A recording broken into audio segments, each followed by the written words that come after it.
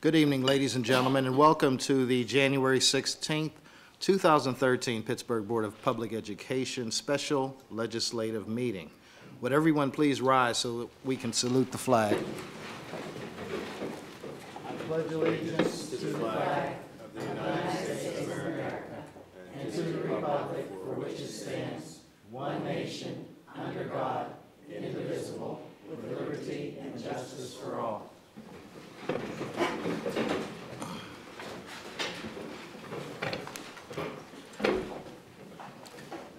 Before we begin this evening, I'd like to ask everyone to please turn off all cell phones and pagers. Mr. Weiss, can we please have a roll call? Mr. Brentley? Here. Mrs. Khaleesi? Here. Mrs. Fink? Here. Mrs. Azuda? Here. Dr. Hawley? Here. Mr. Eisler? Present.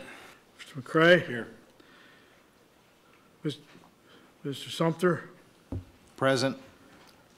Ms. Shealy? Here. All members present. Thank you, Mr. Weiss.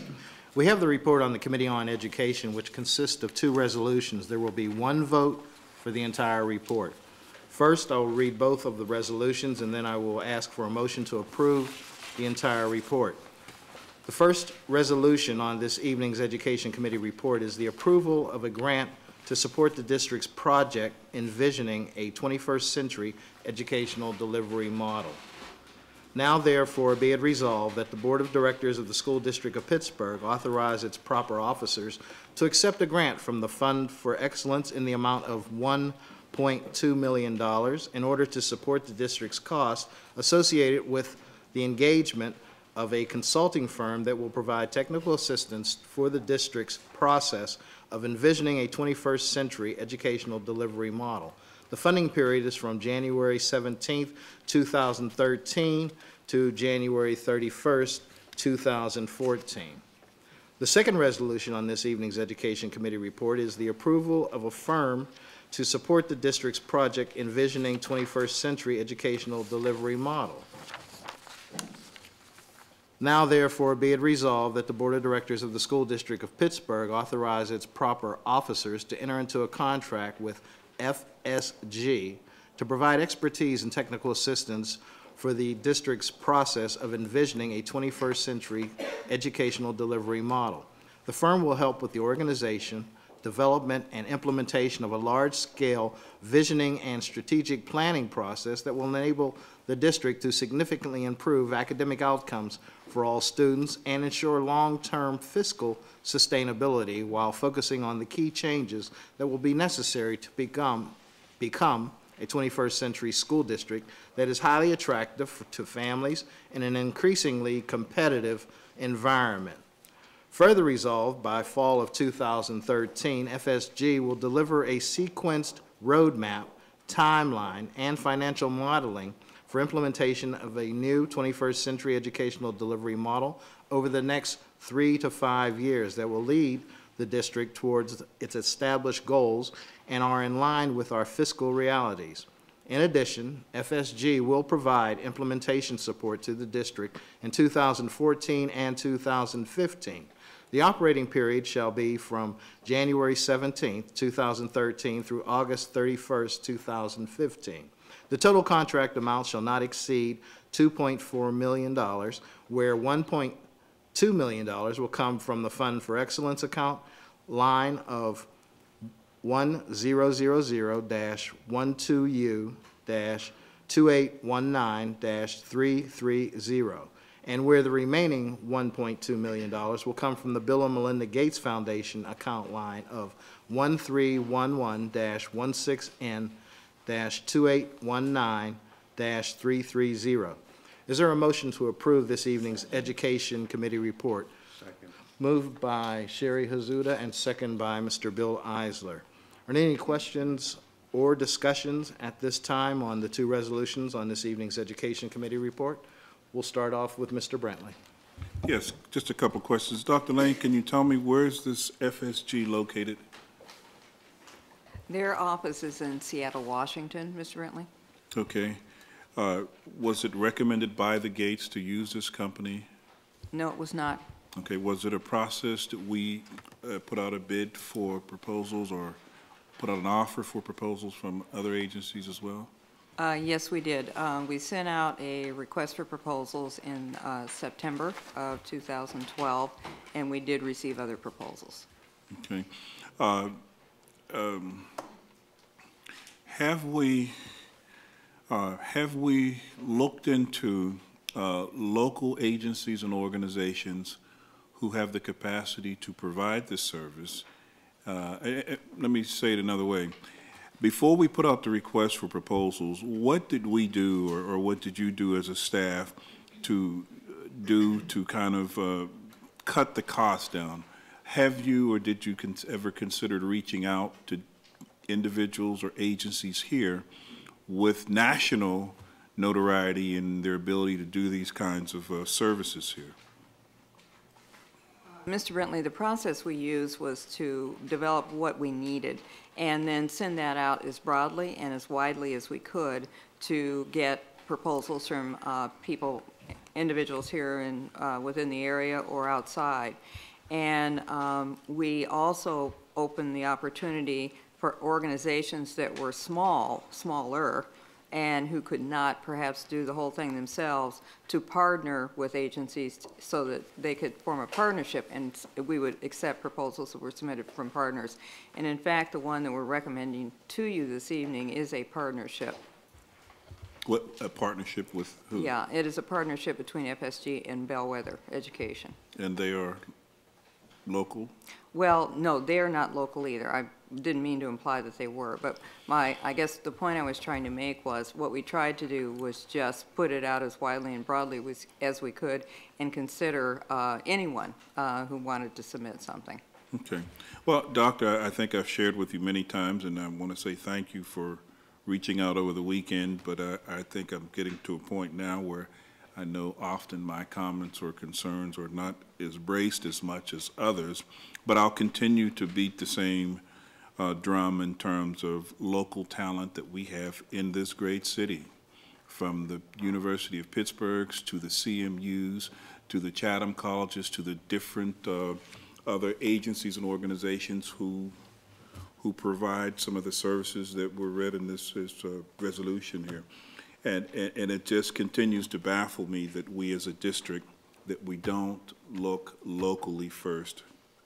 We immediately go to spending money and proposals, and it doesn't matter. I know everybody will always say that this is coming from a grant or this is coming from an outside agency, but we are not acting like an agency based on the report given a couple months ago, an organization that could be broke in 2005.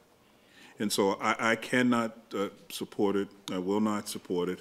I will continue to beat the drum of reaching out locally. I can guarantee you that if you as a superintendent would have reached out with a key 10, 15, 20 agencies and organizations, they would have jumped at the opportunity to serve. We could have received the exact same information with a personal touch for a fraction of the cost that we're spending. And so when you don't do those kinds of things, in my opinion, we're not good stewards of taxpayers' dollars, and we give the impression to solve any of our problems, you always have to go out and you always have to spend a lot of money. And I just think it almost represents somewhat of an insult to all of our local folks right here in this community. I mean, you have these colleges that are doing all kinds of things that would easily address it. We have, and I've always advocated that we tap into the Pittsburgh Public Schools Retirees Association. These are educators in love with this district, would have loved to serve if asked, and could have produced the same document, could have provided some of the same things that we're getting ready to receive here. So it continues to disappoint me, but, you know, as I said before, I'll just continue to try to remind you that we need to be mindful of that. And we will see pretty much the same that we've received over the last 7 years. We'll have individuals come in, we'll see clipboards, they'll set up community meetings, they'll look engaged, they'll make some comments, there'll be a document, someone will try something different and quirky and new at a price tag of over $2 million. And I just don't know why we don't as a board, and well, unless there are other things that I'm not understanding here, I just don't understand why we don't find a way to tap into all of the rich talent that we have here in the city. So I won't support it. I will continue to ask, please look locally, please identify locally, please use some of the folks here. We begin to see a pattern on these contracts as well, where they're coming from, who's associated with them. And so when that kind of pattern develops, you know, there's only one thing you can walk away thinking, that is this just one big, huge pass-through for ABC company or for XYZ company? Put a document together, submit it, have somebody on the ground here to follow it through, and we're $2 million lighter as a district. So disappointing. I will not support it, and just will encourage my colleagues to keep this in mind when we look at all the special talent that we have who want to be a part of this. Thank you. Please forgive me. Dr. Lane had a statement that she was going to read regarding this envisioning plan, and Mr. Brantley, after that statement is read, we can come back to you if you have any additional questions or concerns. Thank you very much, Mr. Sumter. I wanted to hopefully provide some clarification and some of my thoughts of some of the things we need to consider as a district. And I was asked that question by a member of the community and said to me, well, you know what needs to be done. And I said, I know some of the things that need to be done, but not all. And that's why I thought this process was important, because there are other people both inside this room and outside this room that also have thoughts, ideas, and things that they can contribute to this process. But that said, what we're really trying to accomplish here is meet two different challenges at the same time. And I know everyone's aware of our financial sustainability challenge, and everyone's aware of our academic challenge for our children. We're trying to do this and meet both these challenges in a context that is dynamic, it's complex, and it's political. Our goal is to engage in a process that serves to bring different points of view together, gets all the ideas on the table, and results in a vision for the future as well as a plan as to how to get there. There are some things we must do. These include our financial model. Are we going to be totally dependent on a financial model that relies on tax income? And that has shown its volatility over time. And right now, of course, as we know, is one of the most challenging times to be dependent on, especially our basic educational subsidy from the Commonwealth. We believe in this district we've created and done some things that may be of value to other people. So are there some ways that we can find to bring in revenue that is not tax dependent? And then, of course, we also know, again, we're going to have to go through a process to redirect some of our current revenue. The second thing is we need to really have a clear strategy in regard to charter schools, and we have additional applications going forward. Even this evening, you're going to be hearing about a charter school application. We have to have a plan to what is our strategy in regard to charter schools at both the local level and at the legislative level. One of the stated goals of the charter school law was to provide promising models for other schools to follow. Our charter schools do not share promising strategies with us, nor do we with them. Additionally, although the model did in fact create competition, it has not always been a healthy competition, and that has to change. Our charter schools do not recognize that fiscal sustainability for us, as well as strong achievement, actually is in their best interest as well as our own. And ultimately, we all have to acknowledge that effective schools for all is best for our students and certainly contributes best to our city and to our region. We must adopt educational models which are not currently in our portfolio, such as those which employ blended learning. Technology is one of the areas we need to exploit as a tool to help us to reach our goals. Finally, we must get out of the business of running low-performing schools, specifically schools rated in the lowest 15% in the Commonwealth. We closed 7 of those schools that were on that list just this past spring, and we have to have a plan as to how we're going to address the others. Low-performing schools contribute to our dilemma in regard to our magnet schools. We must provide choice in a way that does not result in winners and losers, as our current magnet model seems to do. This is not going to be quick, nor is it going to be easy. We're only agreeing to do work. That's what we're asking for this evening. And we want to offer our thanks to those who offered financial support to help us do it. And I thank you for listening and for your full support of our efforts on behalf of the children and the young people of Pittsburgh. Thank you. You're welcome. Thank you, Dr. Lane. Mr. Brentley? Any other? This time, no. Okay. We're going to move to Ms. Shealy. Questions and concerns? No, not, thank you, Mr. Sumter. You're welcome. Mrs. Khaleesi. Thank you, Mr. Sumter. Dr. Lane, is there any kind of specific expertise that you were looking for when you put this bid out? Yes, there was. There were several things that I know I personally was interested in. One of the ones I mentioned in my statement is around blended learning models, because we have little experience in that area, and so having some expertise in blended learning is important. So there were some specific kind of things like blended learning that I thought were important. But beyond that, it was the complexity of the context that we felt that's why we felt we needed outside support, and that was what we built into our request for proposal. Because we have a lot of things going on at once, we have our Empowering Effective Teachers Plan, and we're doing still a great deal of work in the working with the PFT in regard to teacher evaluation, career ladder roles, all the things that are a part of that. As Empowering Effective Teachers goes forward, we've got to be thinking about what are the things that are the most effective about that plan, so that we have a way to continue those going forward. So that's another thing. The complexity itself, I think, was one of the things that made me believe that it would be important to get this kind of support for our work. But I do want to say that it is an engaging process. It is not, it would be easier, surely, if somebody could come in here, hand us the answers, and say, hey, here you are, Pittsburgh, we're finished. That isn't going to happen. It is going to take work of the staff, as well as there are multiple opportunities for members of this community to get involved, whether it's parents or retirees or people in the university community. So we do plan to tap the expertise of a number of people who are willing to give us advice, thoughts, and ideas. Thank you. Mrs. Fink. I think everybody would like to see more of our contracts go to local people.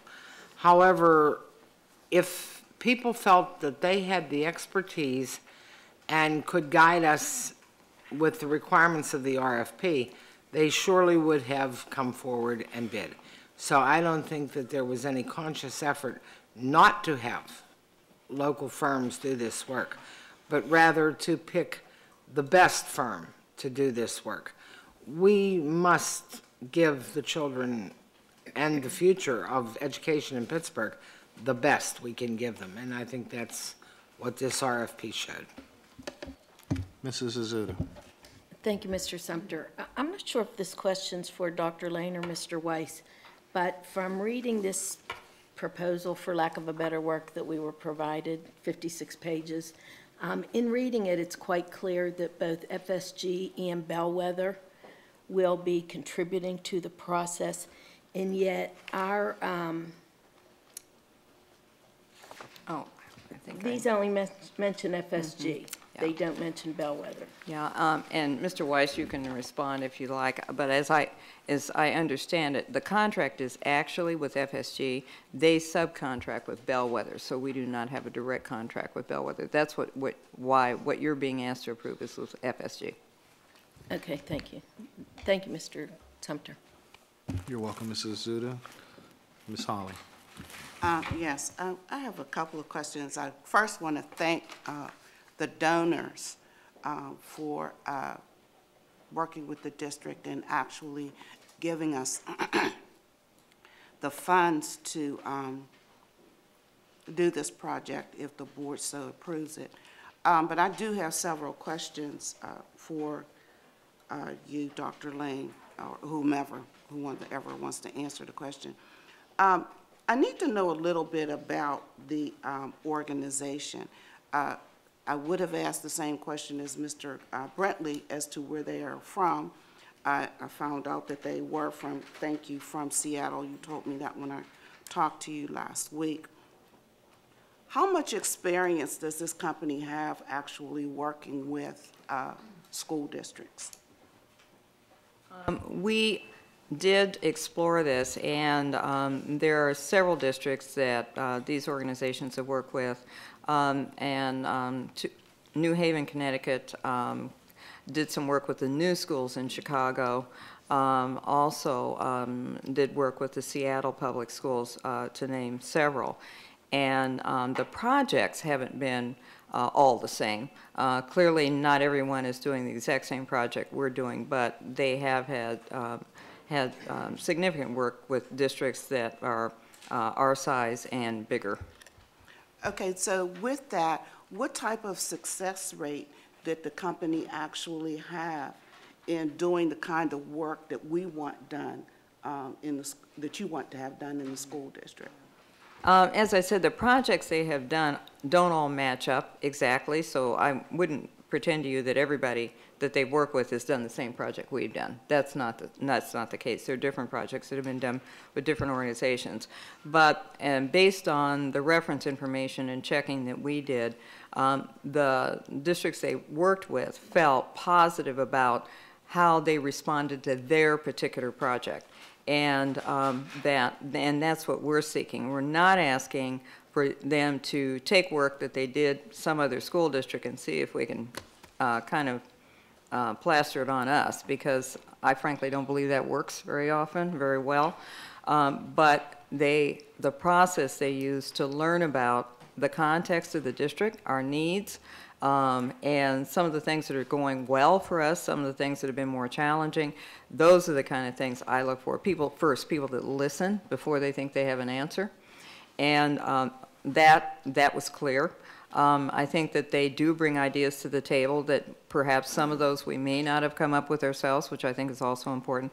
And then the third thing for me that's important is appreciating the complexity of this. And because often I think that, you know, people, I appreciate it when people are willing to listen to the complexity of a problem before they jump to automatic answers or automatic conclusions about what should happen. And that's for me personally what I was looking for. Okay, so, and maybe I'm not, even if they are not doing the same problem, activities or programming that we've done, that you need to have done here in Pittsburgh, in the other school districts that they worked for, were the outcomes positive? Did they help solve the problem?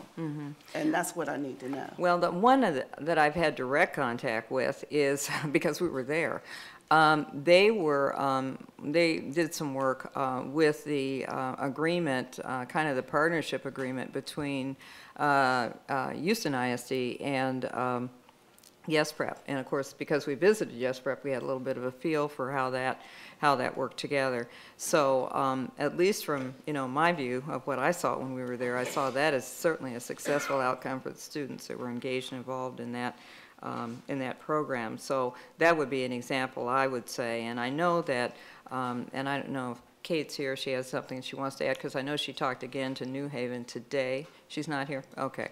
Talked to New Haven today, and so we could find out a little bit more from them. And I can't give you like specific data, Dr. Hawley, but they did feel that their project had been a successful one. They felt good about their outcomes. So. Well, with the type of monies that you're offering this particular company, I would suspect that we would want to know if they actually were able to do the job that the school districts wanted.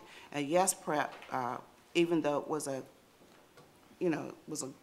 the school looked like it was really doing what it needed to do for exhibiting that they were doing what they needed to do for students.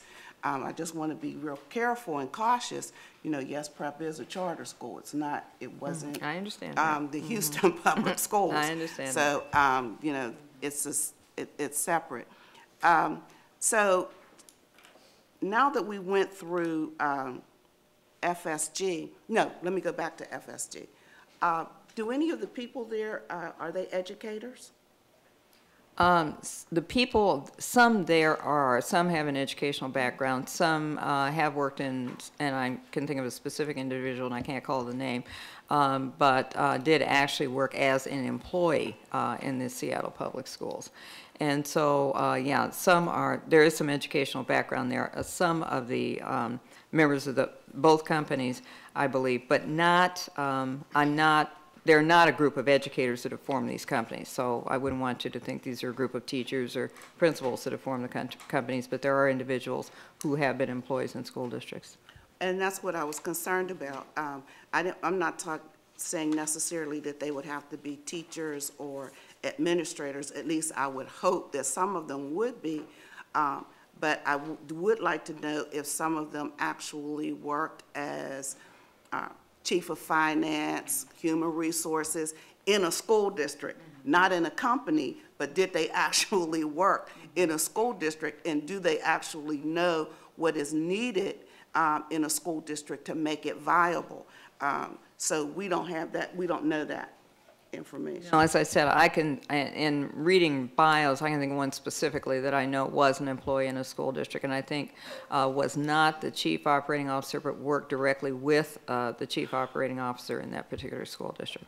And my next question would be for both companies. Now that, and I'm glad that Mrs. Azuda brought up the fact of this other company that's going to be working with them. I really should have read this a little closer, and I didn't know that we were going to have this other partner working with them. Are they going to be taking the lead, or is it going to be FSG actually doing the work? It is a partnership agreement, so it will be seamless to us. We don't really, as I said, it won't be our issue which company individuals are from.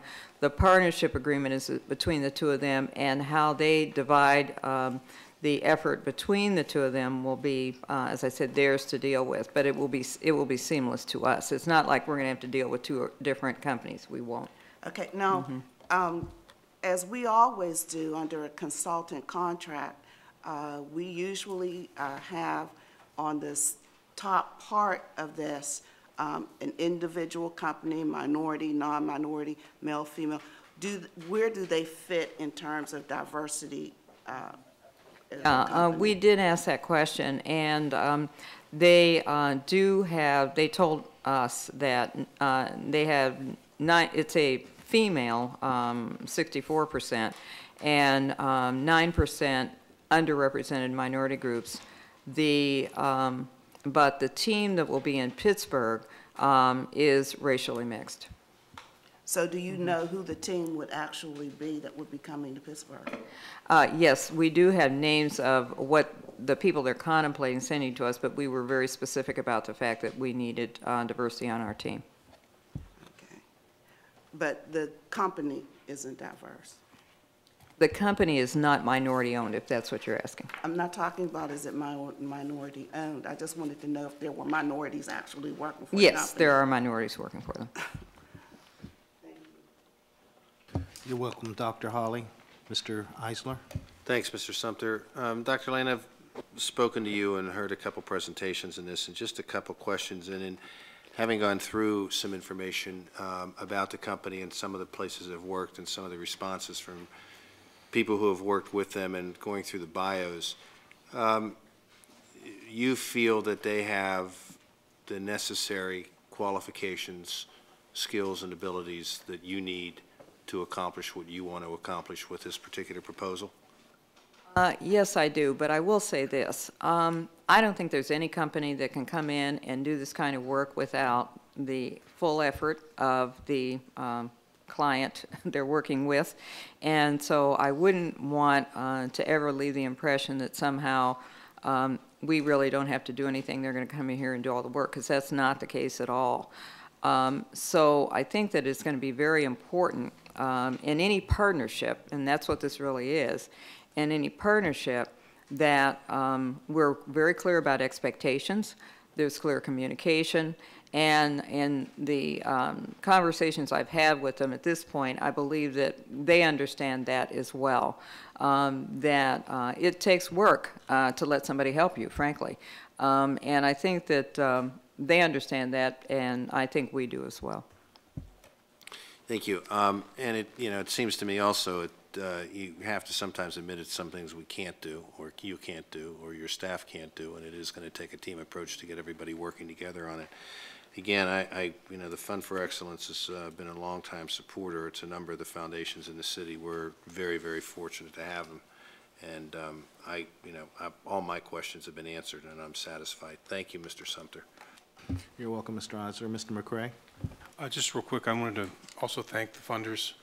It's tremendous, the Fund for Excellence and Bill and the Gates Foundation for putting the money forward for this. This is tremendous. I want to thank you, Dr. Lane, for pulling us aside and going through this last week so we had a better understanding. Thank you. Thank you, Mr. McCray. If there are no, Mr. Brantley? Yeah, I just have a couple of quick more questions. What's the reason for special legislative for this vote? Well, Mr. Brentley, our original plan, our original timeline called to ask you all to vote on this in November. And it was clear at that point to me that I needed to do more in terms of informing you as to why I believe this to be important, so we postponed it to December. And then, of course, in December, we pulled it for a couple of reasons, the main one being that we didn't have our funding totally identified. And so we pushed it back again. One of the key things that's going to be coming up more quickly than we're all ready to imagine is our 2014 district budget. Now, I know you just voted the 13 one last month, but we have scant time to get this next one ready, because we have to not have our budget going along one track and this plan going along another one, because at some point they've got to come together, and that has to be relatively quickly. So because of that, in order to get us started, get us even a couple more weeks mattered to us. And in this case, of course, we get another week. So the days are ticking away on us right now, and that's why we appealed to the executive board to please consider allowing us to bring this to you this evening. And that's why also I tried to, talk with each of you and get your, see if there were questions, concerns you had, and make sure you had the information you needed so you could feel prepared to vote. Thank you. I got a couple more quick questions, Doctor, if you could, please. What does FSG stand for? Do you know? I do not know, Mr. Brentley, but certainly we can look it up. Okay. Do you know how long they've been in business? I don't recall. They did give us that information, but I don't have it in my head. Okay. Do you have evaluations from the other school districts that enter into business? Actually, references, because we don't actually get evaluations from other districts, but we do have references. And we did considerable reference checking, and so have confidence that they fulfilled their requirements with the other districts with whom they have worked. And what department or staff individuals will be responsible for the managing and the coordination of this? We have a team that is going to work with them. I will be working with them directly in some ways. Kate Reed will be working with them as well, doing the day-to-day logistics as well, getting meetings set up, making sure they have the information they need, those kinds of things. But I really see the cabinet members as being highly engaged. We did go through and figure out who needs to work with them and to what level. And that was one of the things I kind of wanted to make sure you were informed about. But I see that we have a team that, I've called the innovation team, that will be spending a considerable amount of time with them. But the other thing that, I just want to remind the board, our funders, our local funders particularly, are very interested in the board's leadership and engagement with this, and in fact, it is a requirement. So we don't see this as something just the staff is going to go off and do. This is going to engage all of our board members as well. Can you tell me, Doctor, since the total of the 2.4 million, I believe, is coming from two pots of money, was any of these dollars contingent upon this particular company, that we enter an agreement with this particular company for them to give their financial support, and that is the Fund for Excellence and then the Bill and Melinda Gates Foundation? No. Neither of the funders gave us any input on who. They were more interested in what was going to happen. They were interested in board engagement. They were interested in the fact that we would maintain our Empowering Effective Teachers plan as well as our equity plan. Those are some of the things that came up. But in terms of who we would engage with, there was absolutely no direction or conditions attached to that. Okay, and were either of these groups involved with the recommendation of moving in this direction? In terms of, I'm not sure what you mean by moving of this in this direction. In suggesting to the district that this is what you should do, and if there's a panel or committee to move you through that process, we'd like to be a part, or we are a part, or what was their level of involvement for pointing the district in this direction?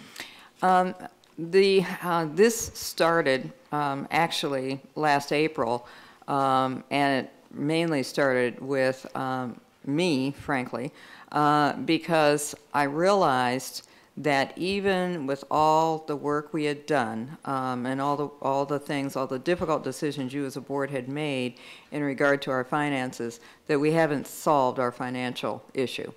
And I knew it was going to take more. Then coupled on that was concern around, how are we going to execute our equity plan in, a situation where the finances are going to be difficult. Furthermore, how are we going to keep Empowering Effective Teachers going along the track we want it to go to and achieve the things we hope it will achieve? So those three things are the things that made it at least clear to me that we were going to have to do some things differently than we had done in the past, and we needed to have a way to get there. And so it kind of started with that.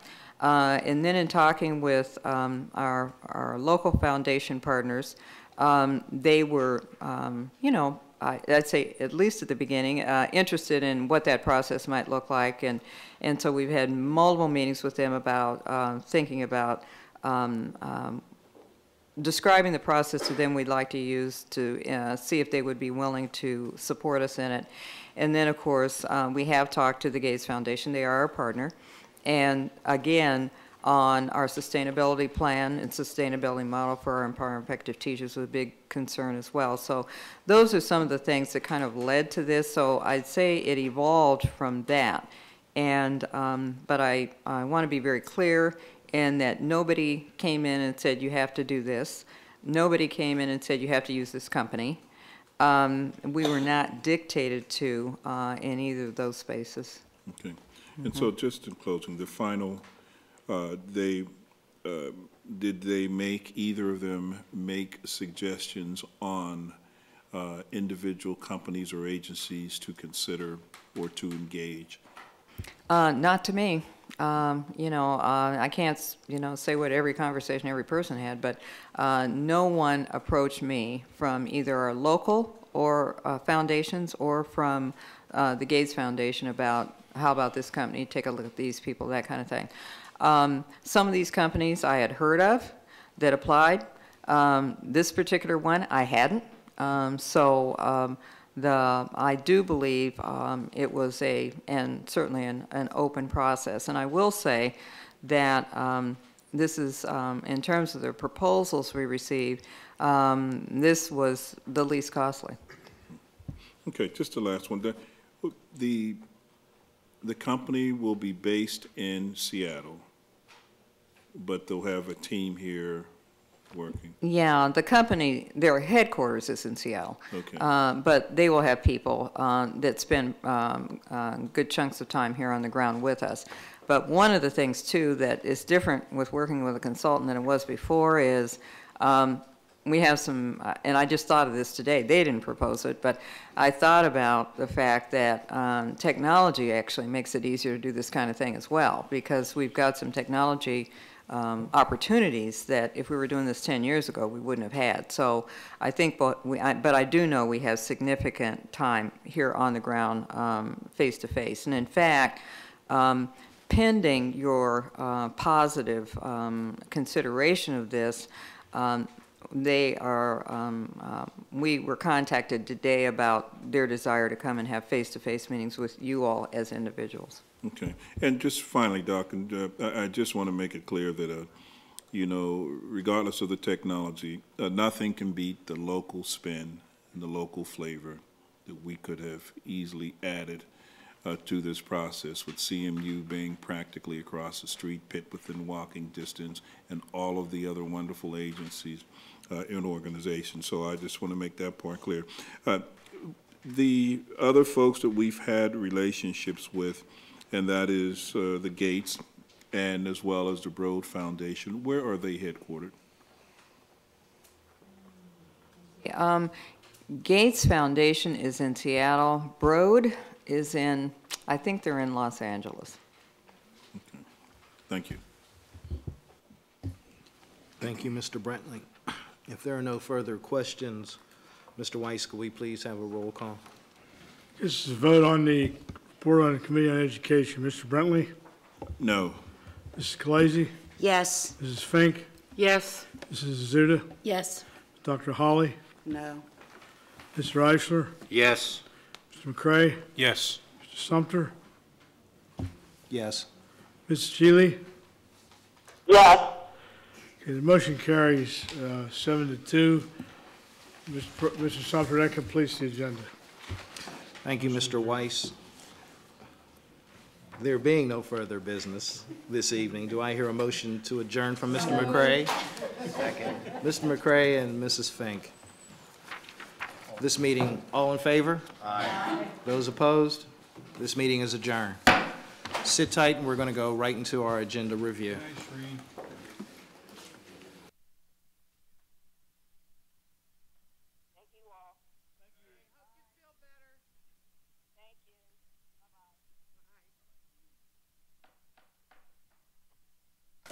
At this time, I'd like to call the January 16th, 2013 Agenda Review Meeting of the Pittsburgh Board of Education to order.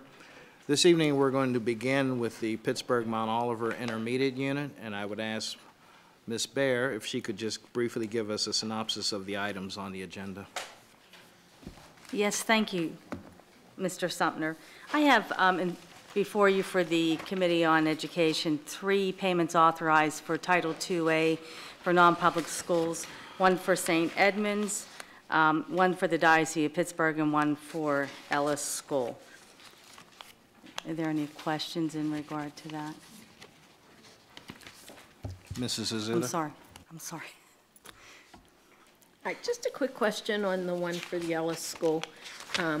It's training for the staff, from what Yes. I'm reading, for a school, provided by a school that has online classes for girls. And so, do you have any idea to what extent Ellis is going to go online? They're doing a blended learning, so some will be online and some will be face-to-face, and I think that's part of what they're exploring because there's 15 staff members that are participating in this. Is this the first they're going to be going online? Yes. Okay, thank you. Thank you, Mr. Sumter. Anyone else with any questions on the Committee on Education from the Pittsburgh Mount Oliver Intermediate Unit? Seeing none, Ms. Baer, could you brief us on the Committee on Business? Our Committee on Business, the information is very short. It's just our daily payments. All right, thank you. Any questions? Seeing none, thank you, Ms. Baer, for bringing Thank you, Mr. Sumter. Thank you. You're right.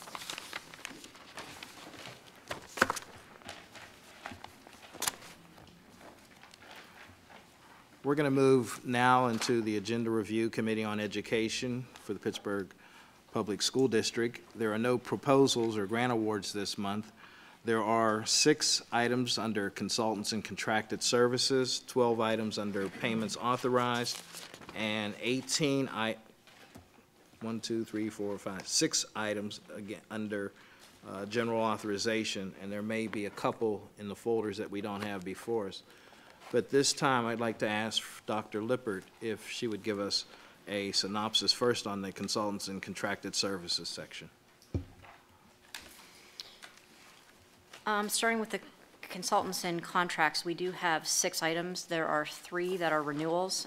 One of the renewals is to support Dr. Lane's cabinet with Matui to support our work around being an effective leadership team.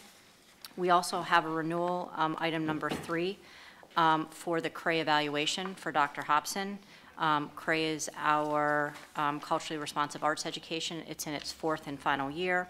And we also have a renewal on item number 6 for the Dilworth Grow Pittsburgh Edible Schoolyard, which is going into its 6th year in partnership. We also have 3 new contracts. Item number 2 is to support our Common Core State Standard implementation in literacy, and it's a partnership with the Institute for Learning to purchase 4 replacement units for grades 7, 8, 9, and 10 around argumentative writing. Item number 4 is a contract with Sean Butler to support our teacher-led conference that is convening in March. And we also have a new contract for Arsenal K-5 with Kuumba Incorporated. I'm not sure if I said that. Kuumba Incorporated. And that is supporting the African-American drumming, and that's made possible through a grant that you accepted from Target last month. Thank you very much, Dr. Lippert. We're going to begin the questioning on the consultants and contracted services, items 1 through 6, and we'll begin with Mrs. Fink. Yeah, I guess my only question is, this first item, Mr. Fagbaye? Okay, he has degrees in chemical engineering. That doesn't seem to fit with the kind of work that he's doing. And is he an American citizen? I noticed that he's with the Roundtable on Educational Policy based at Oxford University in England.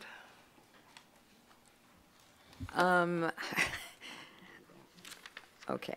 That's all right, Dr. Holly, be calm. First of all, this gentleman has been working with us for 3 years now. I think that's correct. Yeah, about 3. About 3 years, and we have been doing, he's been doing kind of our professional development, not individual professional development, but development as a team. In terms of his degree, it is not in education, clearly.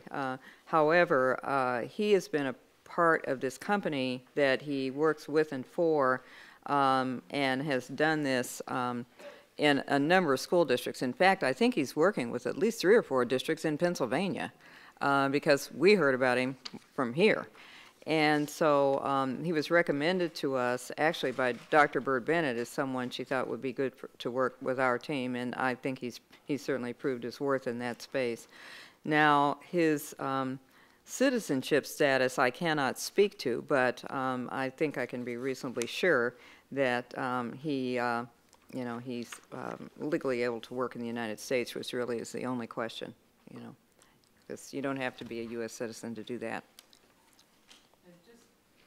Mm-hmm.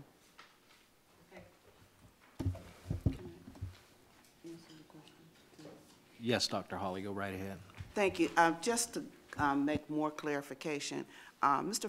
Mutu Fagbia has worked with the school district before, not before these 3 years. He was one of the major consultants under New American Schools many, many, many years ago. He worked with this school district, and he also worked with the National Economy on Education. He was one of their lead consultants. He actually owns his own company. He doesn't work for a company, he owns the company, and he is an American citizen. Thank you, Dr. Holly. Mrs. Azuda? No questions. Dr. Holly?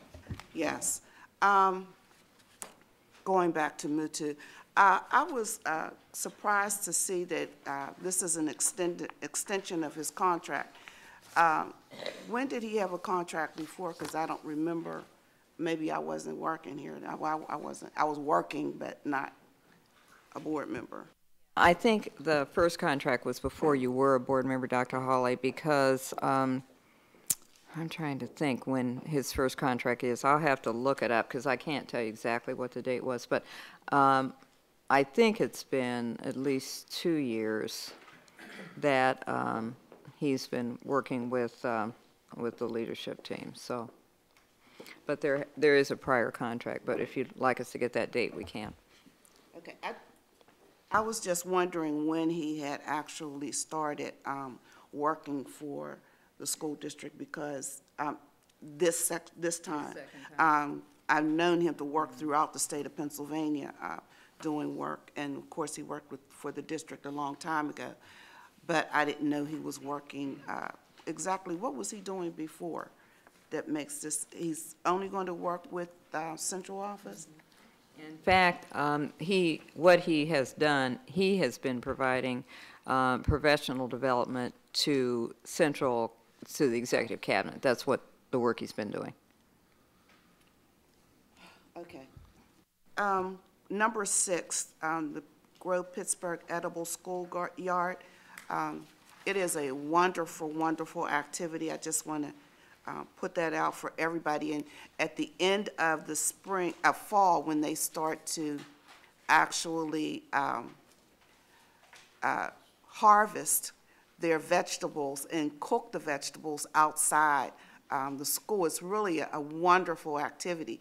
The neighbors just, they're just in awe to see these young children out cooking, because they watch the whole process from growing the vegetables to watering the vegetables all through the summer, and then, of course, in the fall, harvesting and having their wonderful little lunch treats. So I want the city of Pittsburgh to know all the good work that's going on at Dilworth, and they need to come out and see this. I'm hoping that we can do this at other schools as well, because this is a wonderful activity. I know they do it at Faison. But I would really like to see this at more elementary schools around the city.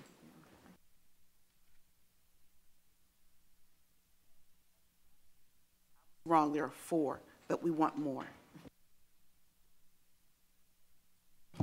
You're welcome, Dr. Hawley. Mr. Eisler? Thanks, Mr. Sumter. Dr. Lane, more of a question and comment on 2 than an actual question. And it stems after reading this about Common Core and doing the training that needs to be done in curriculum writing. And at the State of the District, there was a question to you about why do you always change curriculum, and your answer was, we do change it, and we're going to have to change it again because of Common Core. I'm wondering what we're doing to inform parents and the public about Common Core. The fact that 46 states are going through this process, it is a national process, and obviously it's going to hit us sooner rather than later. And like graduation requirements, like the Keystone exams, like everything else, a lot of times parents find out at the last minute. I'm just wondering what we're doing as a district to inform parents about Common Core.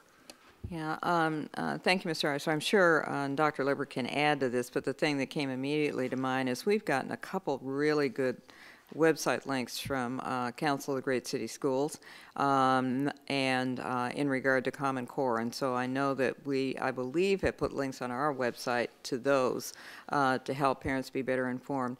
I also know that I think we've had presentation to Excellence for All Parents in regard to Common Core, so that they can go back and talk at their PSCC meetings as well. So Dr. Lippert, I don't know if there are other things that you might want to add to that. We actually are planning a much more comprehensive communication strategy with Lisa Fichetti's team, given that the major launch to Common Core happens next year for us in terms of K-12 implementation. However, as Dr. Lane indicated, we have done some targeted outreach, predominantly at the high school level. We did some pretty significant outreach and training with our high school principals this year as the Keystones came in. As you know, the Keystones are aligned to the Common Core, and so at their PSCC meetings, the principals had a parent-friendly Common Core and Keystone PowerPoint. They also had student assemblies. I don't think that one time is enough, though. The impact on graduation that it has over the next 4 years in terms of our rising 8th graders and growing out our current classes of 14, 15, and 16 are pretty significant and can be quite confusing to parents how that actually works. So we're going to continue to do as much as we can to communicate with schools as well as with parents, students. Thank you, Dr. Lippert. Thank you, Dr. Lane. Thank you, Mr. Sumter. You're welcome, Mr. Eisler. Mr. McCray. Thank you. Just to kind of clean up some things, items 2, 3, and 5, the security boxes are not checked. And then on number 4, the total contract amount and the line item amount are different. Is there a reason for that? One's at 7,500, one's at 8,000? Number 4, I'm sorry.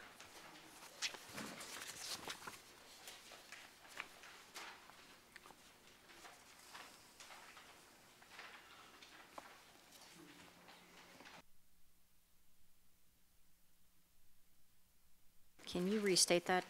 The total contract amount is 7,500, but the line item says 8,000, the box, in the box.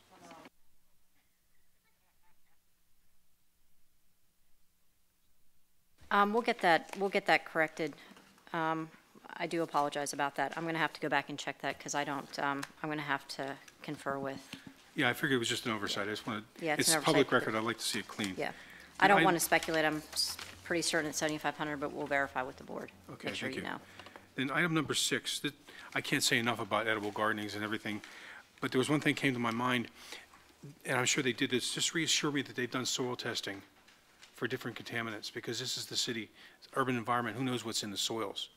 Before we go too crazy with the children eating the vegetables.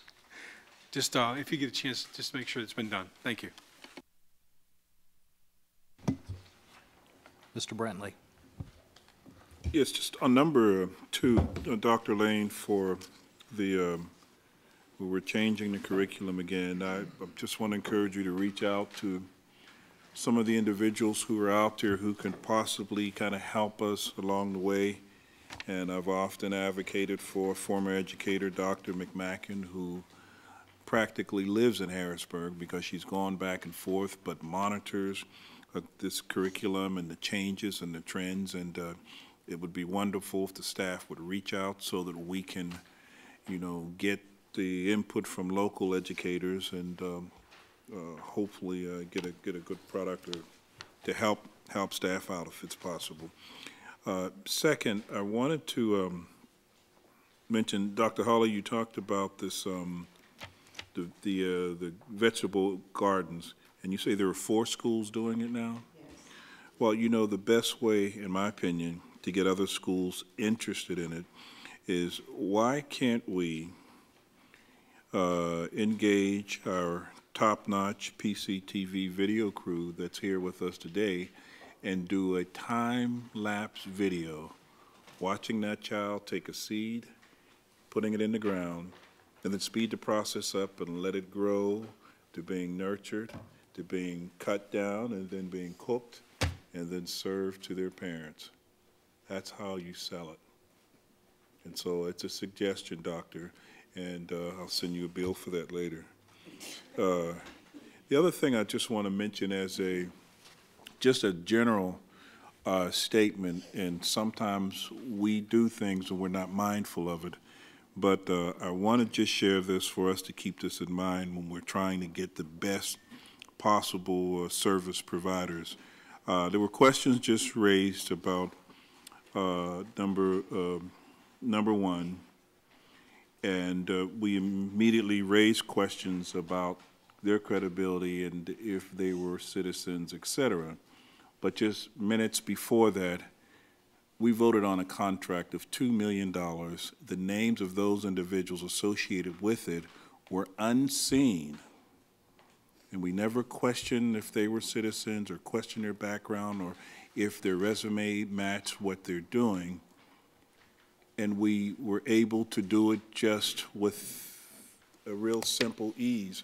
And so I just only say that sometimes is that we can sometimes, shoot ourselves in the foot when we look at things or make decisions based upon someone's appearance, someone's name, how it is spelled, without knowing what their capabilities are. And so I say that to keep in mind we vote on and give out millions of dollars a year.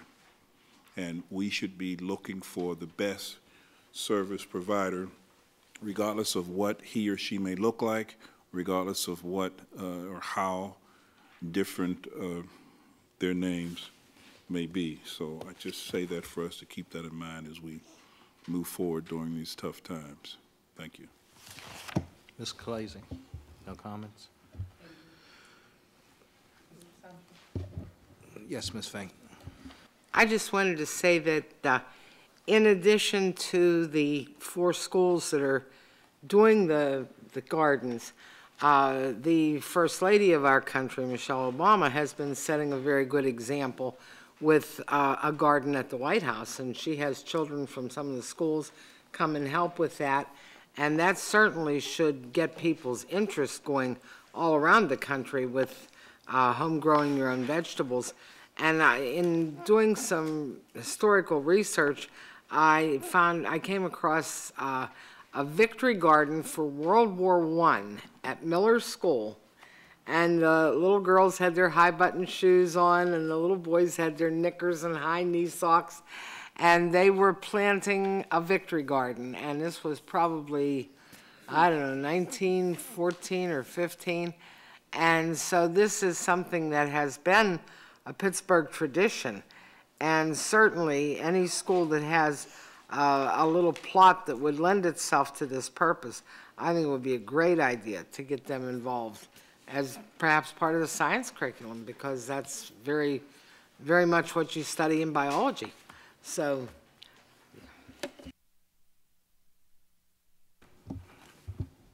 Okay, at this time, we're going to have a change in the agenda. Before we do the payments authorized and the general authorization, we do have item number 15, which is the Propel Hazelwood Charter School, and we're going to hear from Ms. Augustine at this time for a presentation on that. We do have guests in the audience waiting to hear that also, not have them wait through the entire agenda.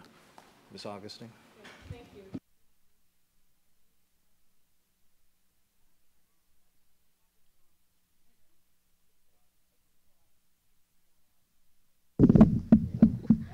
Okay, good evening. I believe the PowerPoint is part of your packet. Propel Charter School Hazelwood submitted an application in late September this year. The review team was organized. They are proposing a K-8 school in Hazelwood in the St. Stephen Parish. The projected enrollment would be the first year, 300 students starting as a K-6 and growing 1 year until the third year, reaching K-8. After the review team reviewed the application and went through the process that is laid out under charter school law, we found that Propel Charter School Hazelwood met 7 of 9 criteria, and therefore the review team is recommending that the board approve the charter for Propel Charter School Hazelwood.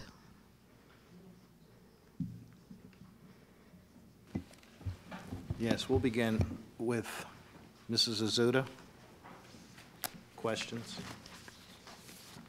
What, questions or just comments? Either, or both. My only thought is this is the second Propel Charter School that we are approving within the city boundaries. We've already approved Propel Northside that is operating out of our Columbus School. And so the parents from the Hazelwood area who would choose to send their child, if this school is approved, those that would consider sending their child to Propel Hazelwood would have a unprecedented opportunity for a city resident to be able to stop in and see Propel Northside to see how they're functioning and to help them make a decision on whether to leave their child in one of our schools or send them to that. So if this is approved, that is something that they'll be able to do. Thank you. Dr. Holly? Yes. You know, I'm torn because I understand the issues in Hazelwood. Parents really did not want, or the community really did not want Bergwijn to be closed. And I always believed that we should have kept one school open in every neighborhood, especially an elementary school. High school students can move, but it's very difficult to have small children leaving their community. But with that in mind, I'm still concerned about the 2 items that they have not been able to provide for us, and that is expanded choices in the types of educational opportunities, and also, can the charter serve as a model? If you look at the history of charter schools and why charter schools were actually open, they were open for that very reason.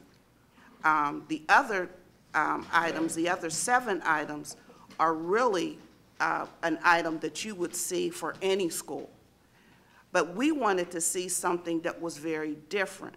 And as a educator that actually had to do evaluations of charter schools, the charter schools that I did visit and had to do the evaluations on, be a part of the team to evaluate, those charter schools did provide different opportunities of learning, different learning opportunities for children. So when the team tells me that they're not giving expanded opportunities and they cannot serve as a model for the school district to use in our schools, then what is the purpose? Other than we now are opening up a school that we closed in that community. And that's a problem.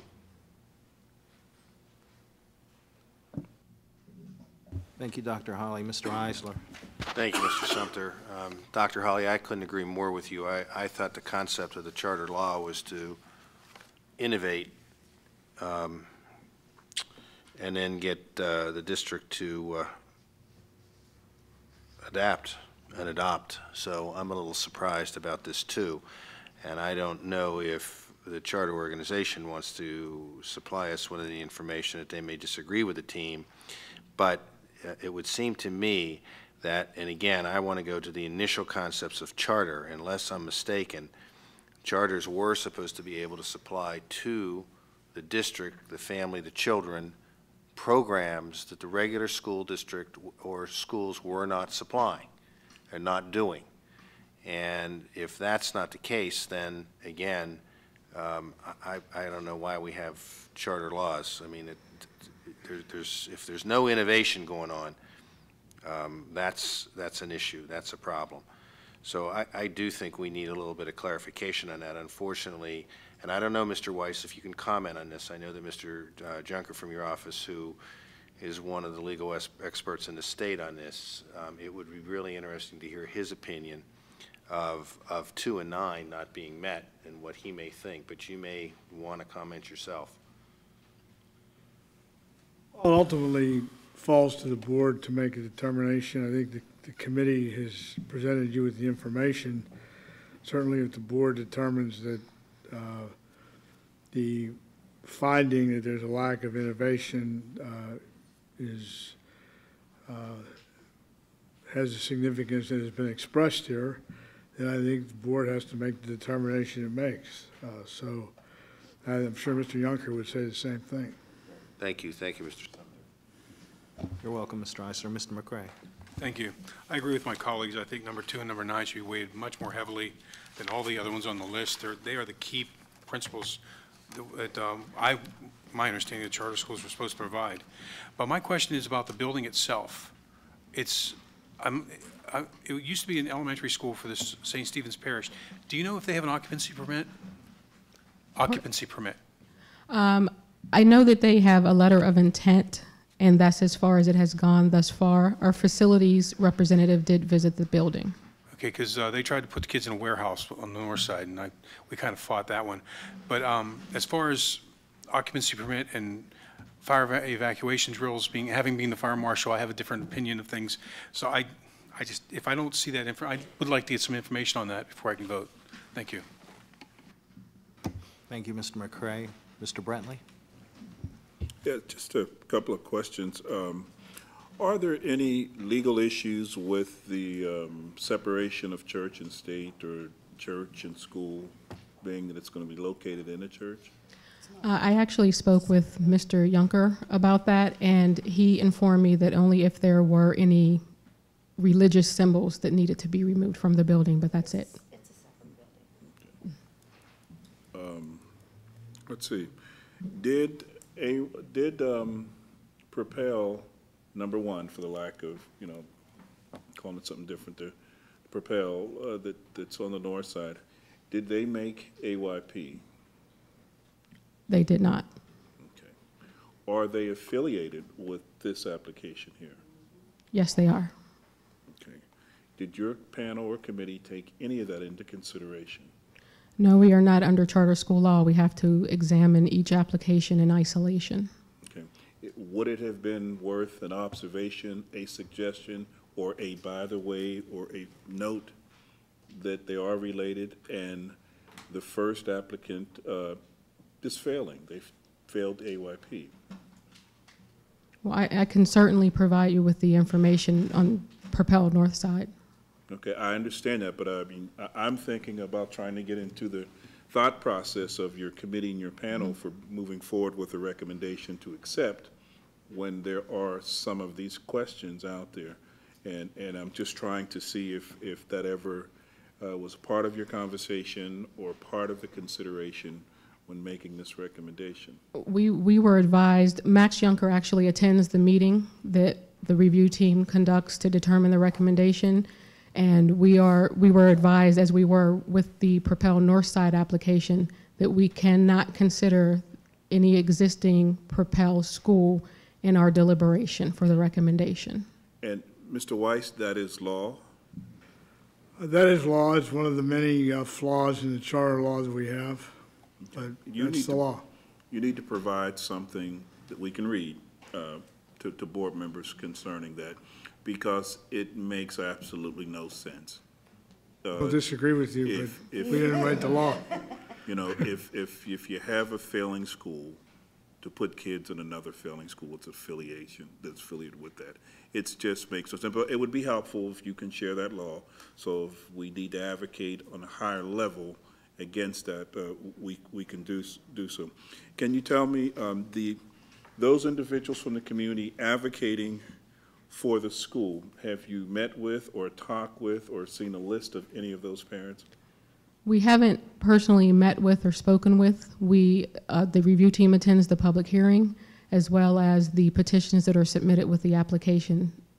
Okay, but so we don't know the force on where it's coming from. Is it a group of community activists, or is it a group of educators, or a group of religious folks, or a group of parents? Well, I believe the force is Propel charter schools, but they do have community support as well as community partnerships within Hazelwood that are supporting them, this application. Okay, so with the force coming from Propel, their motives are always profit. And I guess I'm trying to find a connection to the community as to the need, and even take it a step further. If this application was granted tomorrow, those who have signed up to be advocates, how many of them, number one, have children? And number two, how many of them would send their children to the school? Well, I can certainly provide you with the documentation that we have of the community support as well as the community partnerships that support the school. Okay, and when you say support, does that mean parents with children who will put them in there, or just people in the community who are advocating for the applicant? Both. Okay. I would really like to see those parents who have signed on to send their parents, and I also like to see those who are also advocating but have children but opt not to send their kids there. that would really be helpful to understand. Did your panel take into consideration the pending application from Imagine, the application that originally made application for a charter school in Hazelwood? If I'm not mistaken, that is still pending in Harrisburg, or there is some question about it being in an appeal process. Did you take any of that into consideration? No, I don't, and I don't believe there's an Imagine application pending. What's the name? They didn't come out. Well, They never did it. Mr. Weiss, the application 3 or 4 years ago that this board turned down, they appealed it to Harrisburg, and I believe they were part of the application. Actually, it was a former educator who was a part of the team. And it is my understanding that the decision is still pending, or there was an appeal process, or the state. That case is resolved, Mr. Brumley, but I'll confirm it. Okay. And resolved meaning, do you remember what the final outcome was? The denial was upheld. Okay. And so do they have appeal rights or to appeal that decision? Not anymore. Okay. It's over. Okay, it's over. And you're sure of that? I will verify it. As I sit here tonight, I can't say that I'm 100% sure, but certainly if that were pending, I would think that that would have been addressed somehow. But I will confirm that and provide that information to the board along with the memo you asked for about the inability to consider other Propel schools. Okay. The reason why I raised that is that, once again, this is a perfect example, in my opinion, of the abuse of the process, the application process, and it's really incumbent upon board members to stand strong when we see these kinds of applications coming for us. That Hazelwood community deserves the best that they can get for their children. Nobody would knowingly put their child in a school affiliated with a company or a parent group or the associated with them that's failing. And secondly, I believe then, and I still believe now, that the problems in Hazelwood were self-inflicted by this board. We had the opportunity to keep the school and to support the school, and for some other hidden reasons, we decided to close Burgoyne, a perfectly good building like most of our buildings, and then we denied another applicant who was interested in purchasing the building, even though they had cash in hand, willing to pay well worth, if not more, than what the building was. Not only did we not accept it, but at that time it never came before this board for a vote. That is a perfect example how we mistreat certain communities. And here we are now, some probably gladly willing to approve this because of the guilt that was caused on creation of what's happened over the past, and we're giving them an inferior product, not to mention the impact on this budget. So I would encourage this board, it may be helpful for your conscience to say, well, this is make up for where we've screwed up, but on the long run, we're doing even much more harm than what we're doing. And I do want to thank the panel committee. My comments are not directed to you. Okay, it's to my colleagues and major mistakes caused over the past. So I am disappointed that with the 2 outstanding items, it still moves forward for a positive recommendation. So, and finally, we have to remember, if you look at the history of granting of charter schools, I've said it many times in the past, and I'll say it again, the decisions for certain schools to move forward do not necessarily mean that they are good schools. It is based on the politics of those involved with the schools. And you can clearly look at who's on some of these committees, who's affiliated with certain applications, and you can call it ahead of time what school will get approved. And that's very dangerous when we are the elected officials and allow folks to put that kind of a game on us and put our kids in jeopardy. That shouldn't happen. This was a self-inflicted problem by some board members and by some of the leadership of this board. And at the final opportunity to do right, we should definitely do one of two things. Well, do two things. Number one, deny this application, deny this vote. But secondly, we should engage that community, reopen the Bergman School, and treat them like any other student in the Pittsburgh Public Schools. Reopen that school, even if we have to start off with a K-5. But to reopen that, give them what they need in that community. Thank you. You're welcome, Mr. Brantley. Mrs. Khaleesi? Thank you, Mr. Sumter. Ms. Augustine, I'm not sure I know who's on the team, but I have to agree with majority of my colleagues here. I was under the understanding that a charter school had to provide something that we did not provide in order to even be considered. Am I incorrect? You're not incorrect in that it is part of the intent in the charter school law, but we were advised that those arguments are lessening such that it would not be enough to deny. Who advised that, if I may? Mr. Yunker.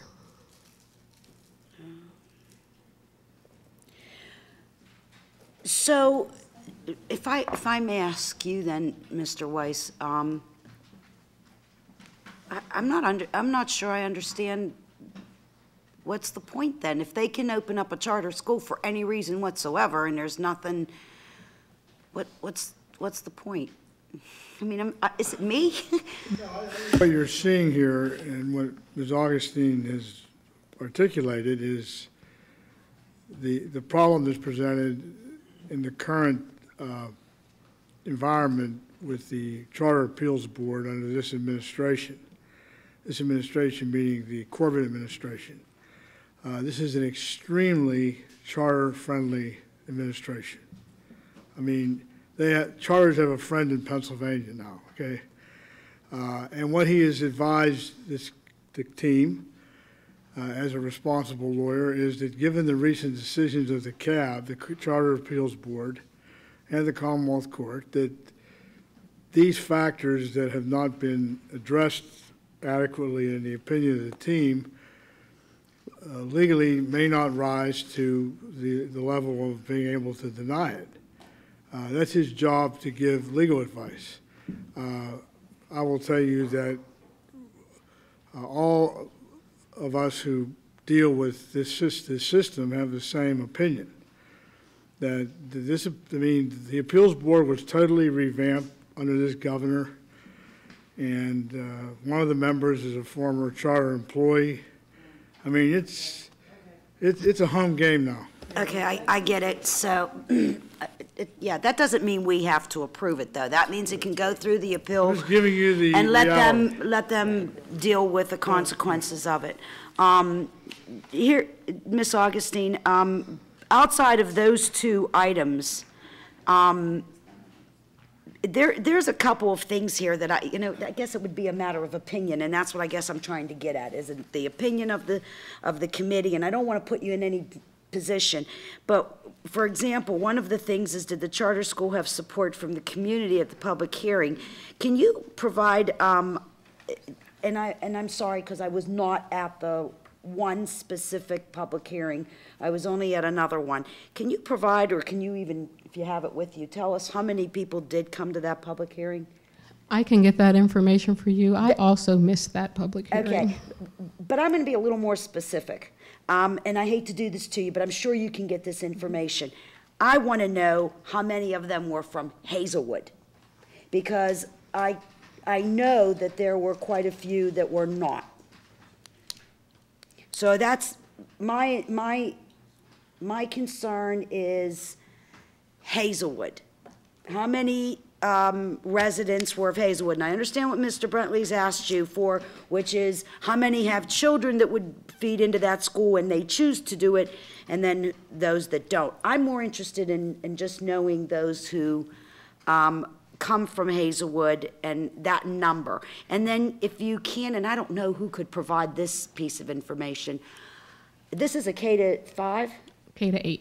K-8 with it, what, increasing every year? What are they suggesting? They're starting as a K-6, and by the 3rd year, they'll have 8th grade. So can you somehow get me the number of how many students that live in Hazelwood? I don't know if that's I don't want it to be too much work, Dr. Lane. And then, is it the sister school of the one in the north side? Is it basically what they're doing? Do you know? It's the same company, but that's not how it's presented, of course. It's presented as something different? Yes. Okay, and what was their theme, so to speak? Did they have one? Their primary theme are their 6 principles by which they operate. I'm sorry, say that again? Just their core principles under which they operate, or just their learning principles. Okay. I'm sorry? The core principles? Yes. I think that's in the thing, but I'm not sure. I'm not sure. Okay, I'm done. Thank you. You're welcome, Mrs. Khaleesi. Mrs. Fink? Okay, the items 2 and 9 that are checked no are currently the reasons that the state gave us in the beginning for having charter schools, to show public education different ways to do things.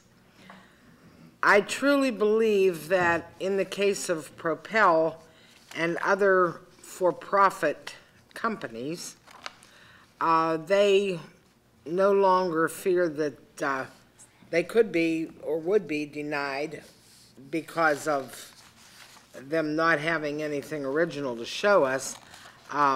The state has made them very bold as far as just plopping down and putting a school there. They knew that the community would welcome a school since they don't have one in their community, and they figured that that was a prime location where they could engage yet more families and get them into their program. This state government that we have will definitely support these for-profit schools. I believe that one of the criteria is to to be able to provide education for the public on the cheap, because these places, these companies are anti-union. They don't have to have union teachers. They don't even have to have all certified teachers, and a lot of them don't. And because you were good at doing taxes at H&R Block and you retired, does not mean that you can teach math to children. But yet, they could go to this Propel and get a job as a math teacher, and that'd be fine with the state.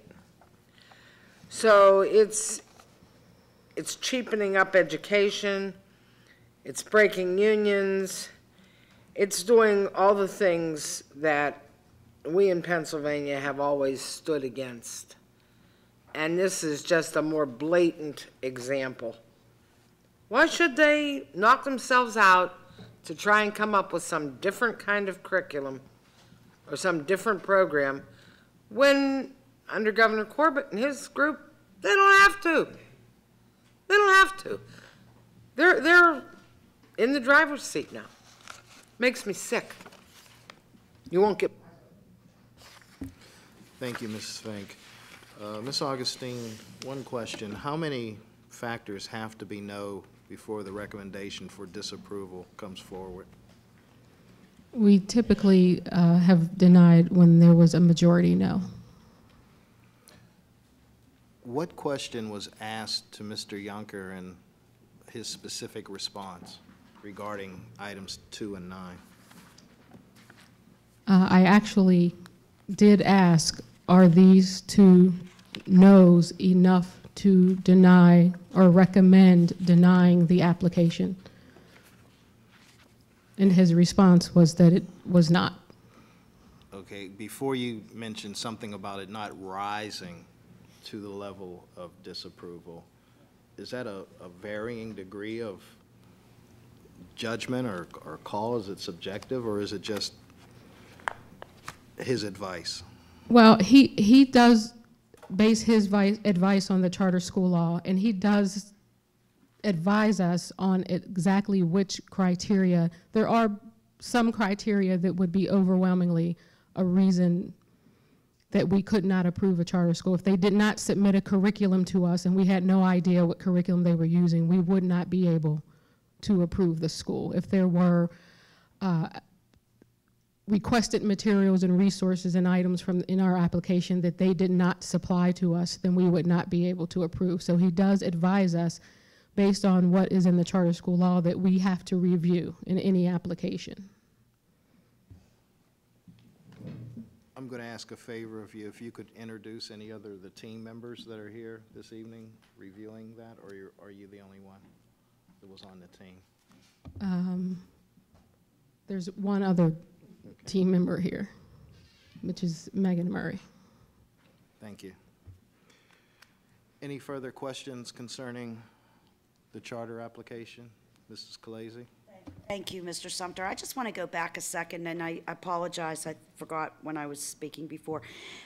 There was another charter school that had started to make its way into the Hazelwood area, and I believe they were the Imagine School was the parent company. However, that went no further once they did, I think, some of their own research and their own work in what they were going to provide. It never came to us as a actual charter application.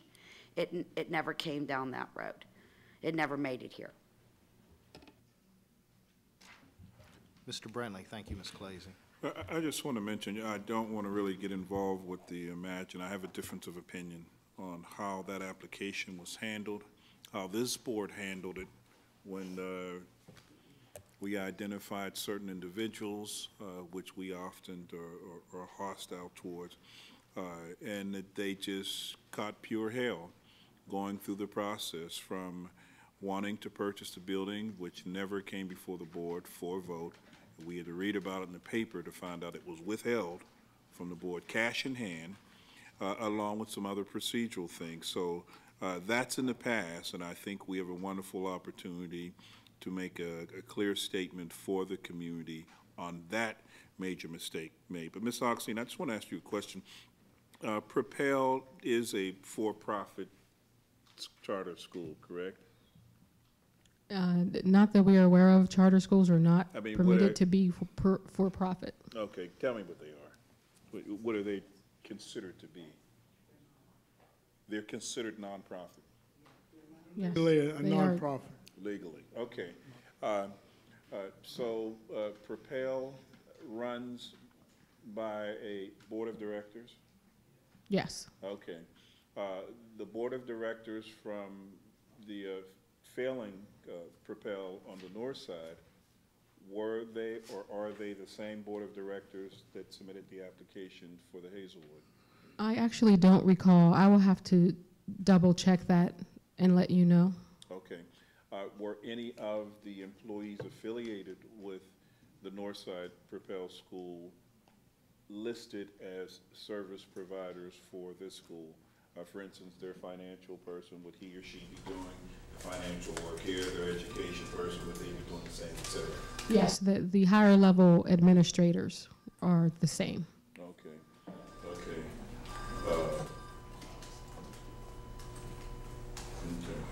And so, do you or do your panel view them as a separate application? Why not view them as the Propel 1 and 2? Because that's pretty much what it is. Under charter school law, we are not permitted to do that. Okay, but you can clearly We see. try very hard not I to. see. Okay. Okay, well, I'd like to see the list of, you know how many directors or how many board members there are? I don't know that number offhand either. I don't want to give you a wrong number. Okay. I'd like to see if you can send that to the board members as well. Absolutely. The list of the board of directors. Thank you. You're welcome, Mr. Brantley. Dr. Holly? I just want to do some clarification for statements that were made.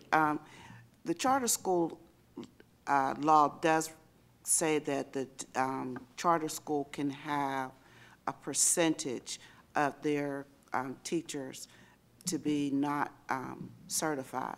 However, the majority of the charter schools that we've dealt with in the school district, and I would have to go out on a limb and say this about Propel as well, that I would venture to say that 95% to 100% of those teachers, are certified.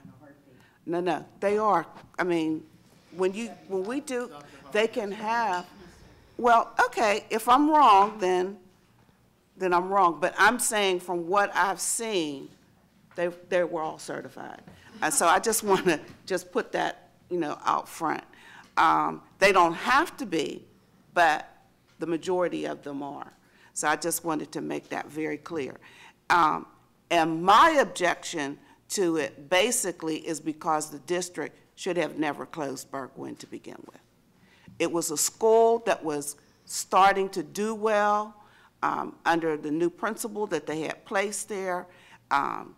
Teachers were happy, parents were happy, and they were in our public school. Now, one of the other things that I think the district needs to start to consider is that if this is to go through and they use a school that used to be a Catholic school in that community, is that what's going to happen to us in all of these neighborhoods where the Catholic diocese has closed schools because of low attendance?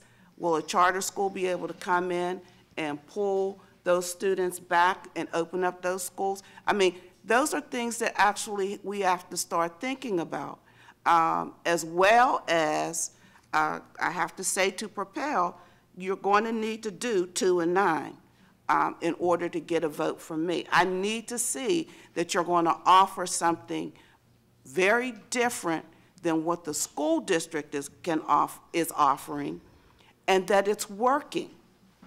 I'm not anti-charter. I'm pro-student, and I'm pro-student achievement. So if you're going to be somebody that I have to watch out for to take my students, then I need to know that what you're taking them to is going to be better than what I can offer them in my own school. So I think that that's something that we really have to stop and think about. But 2 and 9, to me, are critical. The rest of them are things that you should be doing anyway in any school. Thank you, Dr. Holly. Any other questions or concerns? Lisa Augustine, thank you very much for your presentation. Thank you. And perhaps next time we'll get you a seat. Figure this out better. We're going to move forward with the agenda, but I do have one item of clarification I'd like to ask at this point, and that's on item number 4 under the consultants and contracted services. 2 words appear, evaluating and elevating. Should it be consistent without evaluating? Pretty sure it's evaluating, Mr. Smith. It's elevating and celebrating. Okay. Elevating good teaching practice and celebrating effective teaching. Okay. That helps because in the title and in the text, it had the word evaluating. So we'll hopefully see that as elevating next week. Thank you very much, Dr. Lippert. We're going to move on to the payments authorized section, of which there are a number of items. And Dr. Lippert, I'm going to pass it back over to you.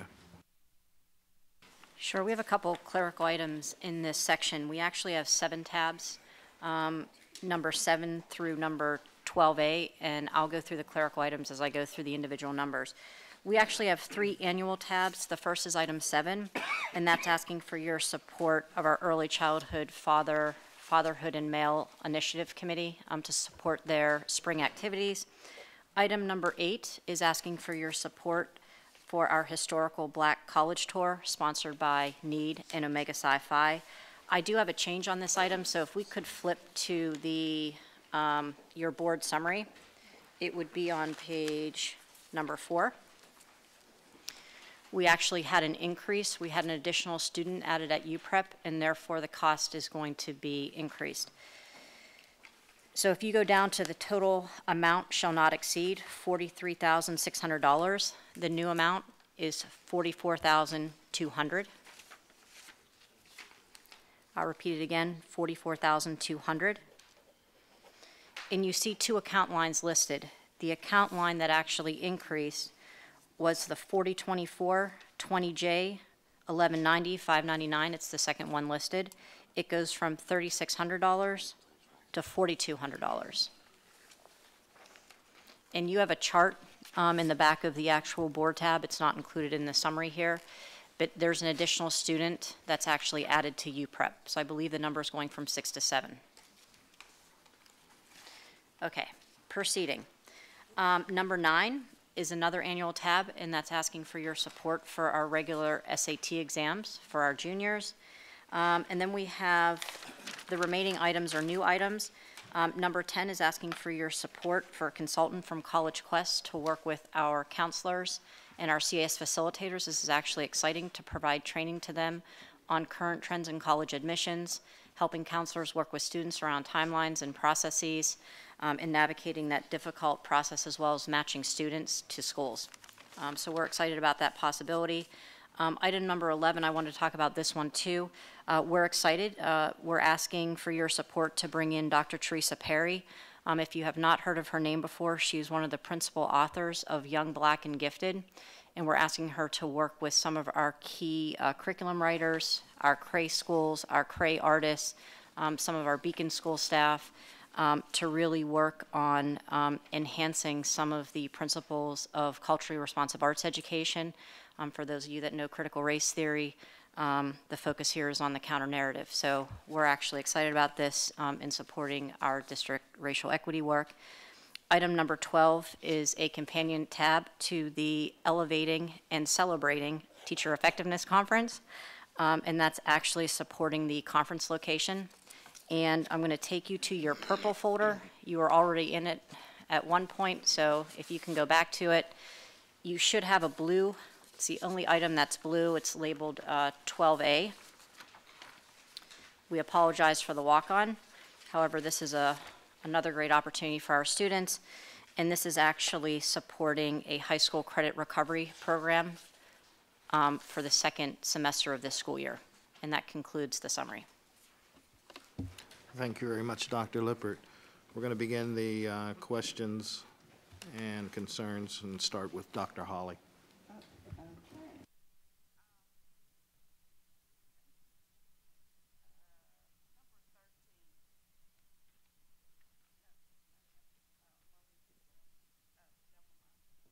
I'm fine with all of these. Mr. Eisler. Thank you. I'm actually fine with them too, because I think there's some really good ones. I do want to point out 1 or 2 things that really does interest me, and I want to thank you for the chart of the students attending, because I think we're picking up about 28 additional students to take part in the historical Black College Tour, which I think is quite wonderful, given the fact that we also have the Promise and talk about Promise Ready. So the more opportunities our students have to go out and see the colleges are great. To see somebody who's working with our counselors to better understand the college process, I think also fits into the Promise.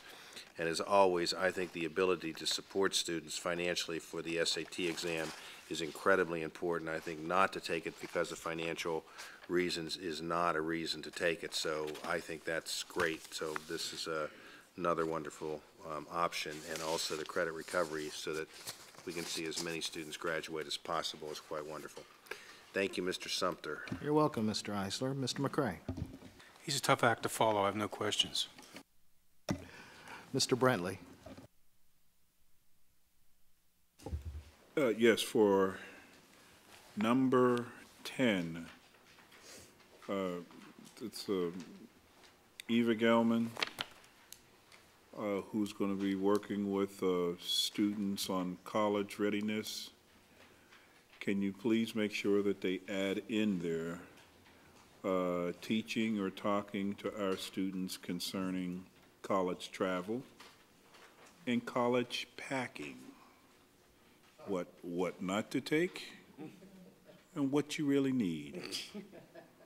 Because it weighs heavy on the parents, those of us who have to carry those luggage up and down the steps. And there should be someone out there nationally who can take a student, and when you find it, I'd like to take the course as well, but who can take the students and show them a suitcase and the best way, and I mean this honestly, but the best way to pack and to get the most in the suitcase, because living quarters in most colleges, universities are much, much smaller than some of them may be used to. So I think it would be a helpful segment for them to include, and if they tap into some of the national stuff out there, they can teach how to buy certain suitcases that can also be used as a center table piece in your college room. I mean, I've seen it, and at the end of the school year, you're only carrying 2 suitcases instead of 6 duffel bags and 4 suitcases, and then another bag with your stuffed animals, another bag with 20 purses, you know, just and so I mean, somebody can really make some good suggestions for that. I have them. Oh, the college tour again, and Doctor, I came very close to this 2 years ago with Mr. Skaniak. We were able to come close, but I blew it. We have a few of the district's handheld videos, cameras.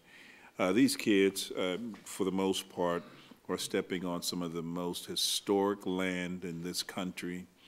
And when we talk about Alabama A&M, Cheney, Clark, Atlanta, Howard, Johnson C. Smith, Morehouse, some of those students, if we allow them with the proper tools, can do their own videography of their experience. And who knows, if they can come back and edit it, maybe we can show it, 3 minutes of it at the end of some of our meetings or something. But I think it would be an excellent selling tool for next year's Black Tour. And then I'm also glad to see that on the majority of the list that we have here, the Historic Black College Tour list, in terms of the schools' participation, the majority of the schools, we see increases. And I think that is really significant. Somebody worked hard and somebody reached out, and I think that is a good thing. I had 3 of my kids, my kids had the chance of attending, and regardless of where they decided to go, the fact that they were able to walk on some of these campuses that you only read about in his history books were one that they will never ever forget. So if we can keep those things in mind, I think that would be very helpful, especially with this new technology. And some of these kids probably have some of it on the phone, but if we can do something from the district to make it a little easier, that I don't know if it requires, you know, additional supplies or something, but we have some things where it's consistent, and allow them to sign out for it, be responsible, and then it might be a project. Maybe we can offer them some additional classroom credits for when they finish it up, what it looks like and how well they can market it, and then share it with others. So, thank you. Thank you very much, Mr. Brentley, and hopefully we could get something to put on our website or show people throughout the city, and other kids could get interested in that. Good idea. Mrs. Khaleesi. Thank you. By the way, they need the shoes and the purses, okay? Girls need that, so don't even go there. Yes, 30 of them. And on that same board tab, are all the counselors going to participate in this? We're going to try. There's various workshops, so there are some voluntary sessions that are held evenings and on Saturdays. We didn't want to complete the entire series as pull-out, so we're working hard to recruit with our principals, and I think they're pretty excited about the opportunity. Okay, so can you just quickly explain to me how it's going to work then? How are you doing it? Like, are you picking, how are you doing this? How are you pulling these counselors out? How's it working? Could I follow up and get you some of that Yep. specifics? Thank Thanks. you. Mrs. Fink. Mrs. Hazuda. Thank you, Mr. Sumter. First of all, I would like to applaud Carol Barone Martin and her team for the tab on the Early Childhood Male Fatherhood Involvement Committee 2013 events, particularly the readathon being held in February for the fathers or significant male role models to read to the students, because there's nothing better than that. I just want to comment on number 10. Yay, whoever came up with it. I know Allison McCarthy's name's on the tab. Much long overdue from a Penn State application that had been sitting on a counselor's desk for much too long. I appreciate that that's being done. One last question, and on the, what did you call it? Elevating and celebrating. I remember when we accepted the $75,000 tab, and this is for the cost of the, is this all the expenses now, or will we be getting more later tabs dealing with this? This is the first time our teachers are actually planning at this level and being responsible to submit board tabs, so we're trying to work to make sure that they came to you as a packet. I believe that this will cover the total cost, but as they go through planning, some incidentals might come up, because we're really letting them take leadership over the soup to nuts. We're not stepping in. So the two board tabs that you have here tonight should actually cover it, but I can't promise that there won't be something else that would come up as a result if they want to bring in a keynote speaker or something like that. So. Okay, thank you. Thank you, Mr. Sumter. You're welcome, Mrs. Azuda. I just have, we'll go to Mr. Brentley first. Quickly, I just also wanted to mention that we just kind of give thought as our kids participate in this Black College Tour this year. You know, to me, the face that's always been on this tour was Sylvester Pace, and he is on the front page on the Pittsburgh Courier. And I just wanted us to keep that in mind. He's been really instrumental behind the scenes in the coordination of it.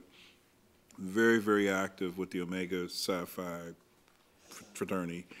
And he was just always there. So when I think about the experience of our kids getting an opportunity to walk on some of these historically Black colleges, the face that comes to mind is the face that you will see on the Pittsburgh Courier. And that is the $1 Million Smile of the late, great Sylvester Pace. And I just wanted us to kind of keep that in mind.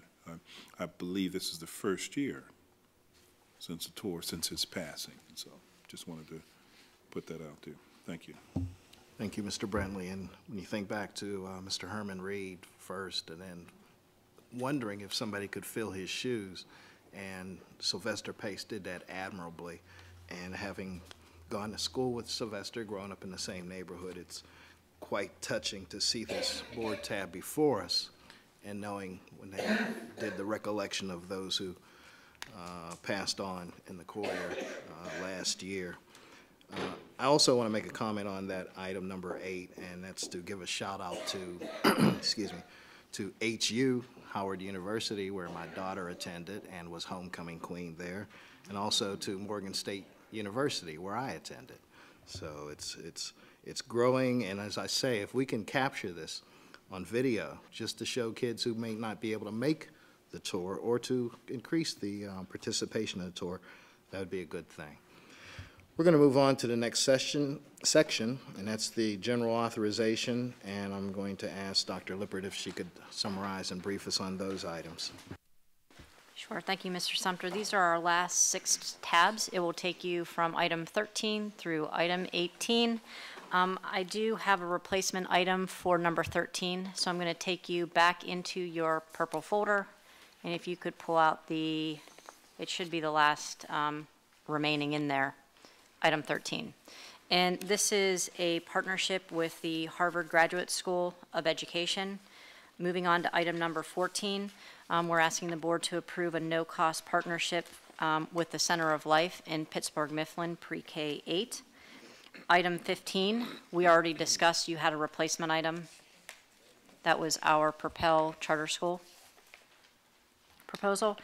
Item number 16 is related to our Education Committee presentation from this month, seeking your approval to submit an alternate rating form to the Pennsylvania Department of Education for the annual teacher evaluation.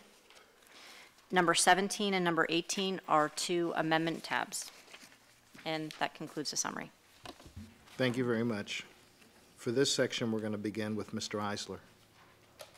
Thank you, Mr. Sumter. I don't have any questions. I just have a comment on 14. Having worked with Reverend Smith for many, many years and having just attended an event with him and his staff and his board, I think, Dr. Lane, this is a great way to include the community and community organizations in working with the schools. It's great to see the proposal from the principal of Mifflin K-8, and great to know that the Center of Life is going to be working with them. The work they do with students is just unbelievable. I mean, every year they take a group of students to the Monterey Jazz Festival and oftentimes win. But they do a lot of other great work in the community and with the community. So I think this memo of understanding is wonderful, and I applaud you and your staff for doing it. Thank you. You're welcome. Mr. McCray? I have no questions. Mr. Brantley? Just this number 13, it's a zero cost to us. This is the partnership with Harvard. So what's the deal? I mean, it's free. They're going to do this for free? Well, Mr. Brentley, this is only step 1, and so I don't want you to get too engaged with the free part. This part is free, but if we actually matched with someone to serve as a resident or potentially a paid internship, then there would be an obligation on the district's part. But this allows us at least to possibly match with an individual that we may want to bring in as an intern. So what we'd like to do is just seek your approval on this, and then if we actually end up matching with an individual, at that point we come forward with a tab that would be the cost of that particular action. So as I said, all this does is open the door. It doesn't really get us anyone that would be working or anything like that. So now this is the Harvard? This is the Harvard. And this is Mark Roosevelt. Didn't he come from Harvard, right? Yes, he did, but he's not, he would not be coming on this particular tab. Okay. All right. Thank you. That was good, Linda. That was Okay. really good. That answers my question there. Okay. That was so good.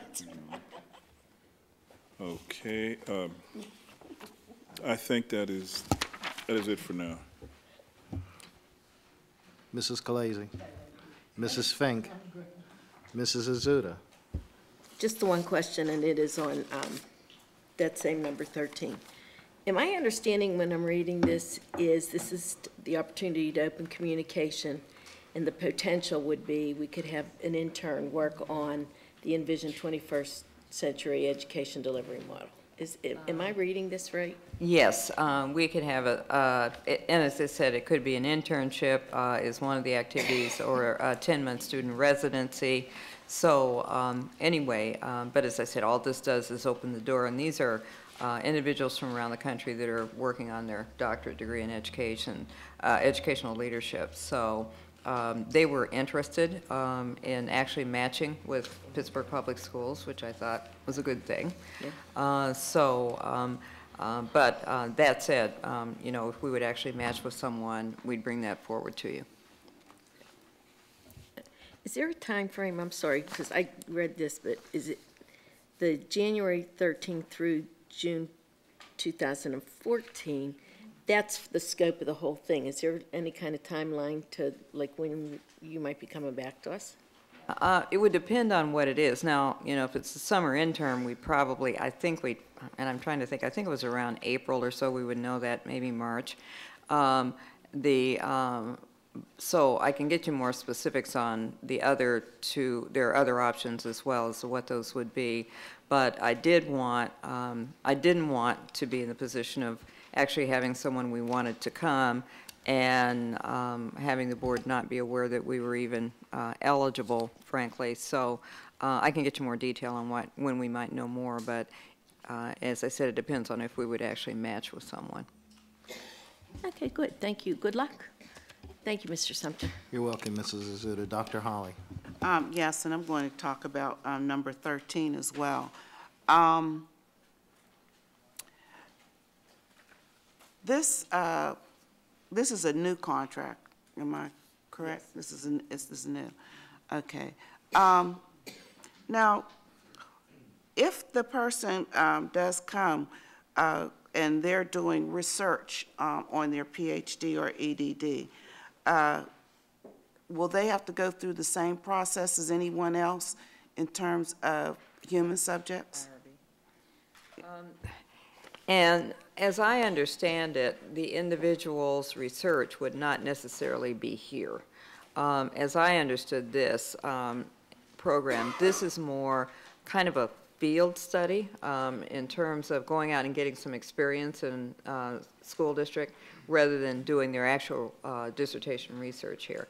However, that said, if in fact there was an individual that wanted to use data or information, frankly, from us, if they were going to be getting information on students or whatever, yes, it would be appropriate that they would complete the IRB process for us. Okay. Mm-hmm. And in fact, Dr. Holly, even as an employee, I think that employees doing dissertation research in the district complete the IRB process. Yes. Number 17, Mr. Blevins. And I remember this contract before. Now we're going from $15,000 to $55,000. Can you tell me what is he going to be doing for $55,000? The contract period is extended through the 14th February. I'm not sure if you're looking at that, but it does go through into next school year, halfway through next school year. And he did many principal focus groups as well as teacher focus groups. And the team felt that they wanted him to stick with them as he actually implemented some of his recommendations. And I intend to get you the executive summary from him. That includes both accommodations of what he believes we're doing well in terms of elementary literacy, but also where we need to move the work to align better to Common Core, increasing the text complexities of what students are reading in the level libraries, for example. Something else that he suggested just off the top of my head is the model in elementary literacy is typically I do, meaning the teacher, we do together, you do as an individual student. And what he cited is that we need to reverse the amount of time because we're spending way too much time in the teacher doing, I do, and too little time in the we do as a class together or that I do independently. So there are some really concrete strategies. Because he is very knowledgeable in teaching early literacy in K2, just in terms of having students master phenomenal phonics, fluency, that leads to comprehension. They felt that he would be really quite an asset to actually review the curriculum as we realign it. So they wanted to keep him on as a consistent person because of the work that he already has started. Okay, so it was $15,000 that he was getting before. Now he's getting $55,000 to work for just another year. Well, not really even another year. It's just a half a year. No, actually, the date that we extended this contract, the initial contract that you approved through June, the amount of work was actually completed by the end of December. So we're right now in a holding pattern in order to start more work with him. So in other words, the amount of money of $15,000, because he put more time in with the team, worked more, we actually expended the $15,000 a lot sooner than we had anticipated. So this 55 would actually cover from the February 1st or after the board meeting until February of the following year. Okay, now, the students took the primary students last year took the Terra Nova. And according to our superintendent, the children did not do very well. So is he working on those kinds of activities that will that would help us to get better outcomes on that particular exam? Yes, he actually cited work that we need to do with respect to the RUAs, MUAs, just better assessments in general of where our students are, so that they have more formative marks. What's that? RUAs, MUAs. Oh, sorry. Yeah. The reading unit assessment and the math unit assessment. Okay. Sorry. Okay. So we'll be able to see exactly executive summary that he gave to you. So we'll be able, the board members will be able to see it prior to us voting on whether or not we want to extend his contract. That's my intention, was to get it to you by the end of this week. It's right now in a preliminary form, which I was not comfortable with sharing because it makes a lot of sense to an educator who's in the work every day, but it's hard to follow in a summary format. So I ask it to be put in a different format for ease of read. Okay, thank you.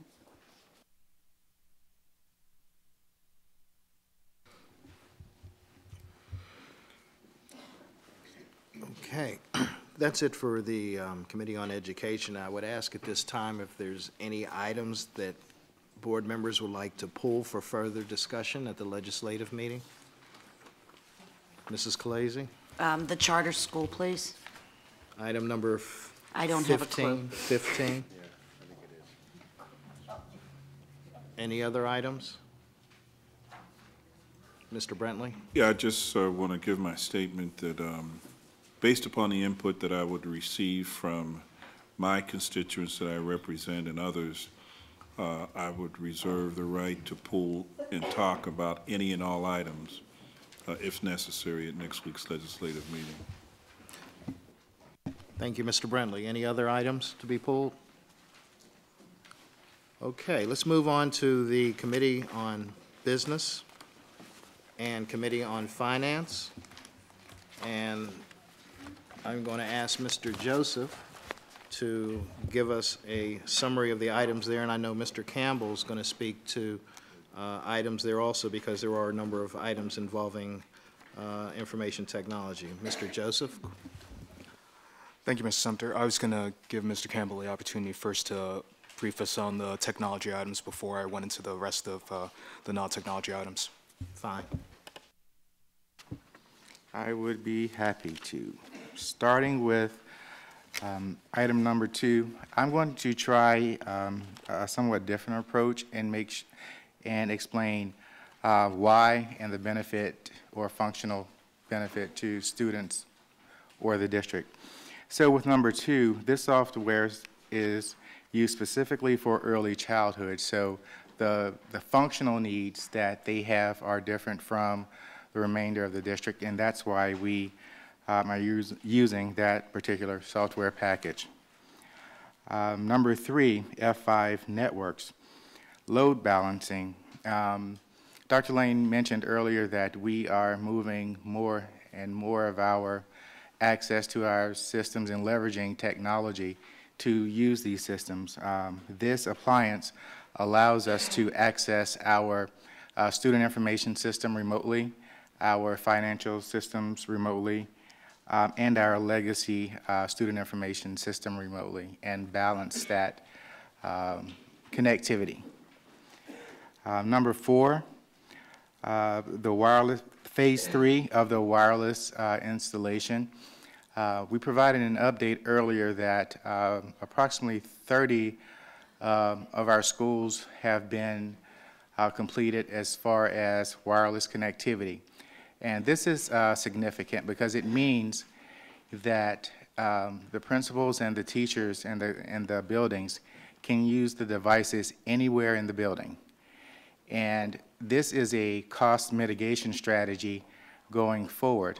One thing that we've learned when we have transition in schools and certain schools need to be reconfigured, there are significant cabling costs. By us standardizing and having our schools wireless, they walk into the building with the devices, and for the most part, they go live and can use those devices across the entire building. And that's the direction we're trying to head with devices in the building. Wireless, research calls it wireless classrooms, devices that can be used anywhere through the building. Number 5, relocation of networking materials. We realize that we have some materials that can be used in those closed schools to upgrade and improve services in our schools that are, I'll say, in production or being used. And this contract is to assist us in configuring and moving that equipment. That equipment in those buildings has significant value, and we just don't want to leave it in those buildings. And we want to reuse it where we can to improve the services in the buildings that we're using. RoData, video conferencing software or contract. The benefit of this contract is to allow remote connectivity to our schools. Some of the grants that we use allow our students to connect with authors remotely. I don't know exactly what all they do when they connect, but I do know that we have had connections internationally and with students with technology competitions that were pretty impressive. So this is the maintenance contract for that video conferencing software on the back end. And of course, SchoolWires is the renewal for our website contract. We receive about 30,000 unique hits to our website every day. And SchoolWires, they actually host our website for us. And this contract was renegotiated last year, and we reduced this contract by about 12,000 working with that vendor. So this contract is to host our website, our public-facing website. That's 7. Ms. Clazy? I'm sorry to interrupt you, but you said that SchoolWires was renegotiated. It's marked new. That's an error. It's a renewal. It is a renewal. No problem. And the last item, Dolphin Datacom is number 10. Again, that's phase 3 of our wireless project to installing equipment on the back end for wireless connectivity. And there's 2 pieces to the wireless project. Some of our schools can leverage E-rate, and some of them cannot. E-rate is based on the school's free and reduced lunch percentage of those schools. So I think I covered all of the technology items. Thank you, Mr. Campbell. And now for the remainder of the items in this section. Item number 1 is for the purchase of interscholastic athletic supplies to be used at various locations.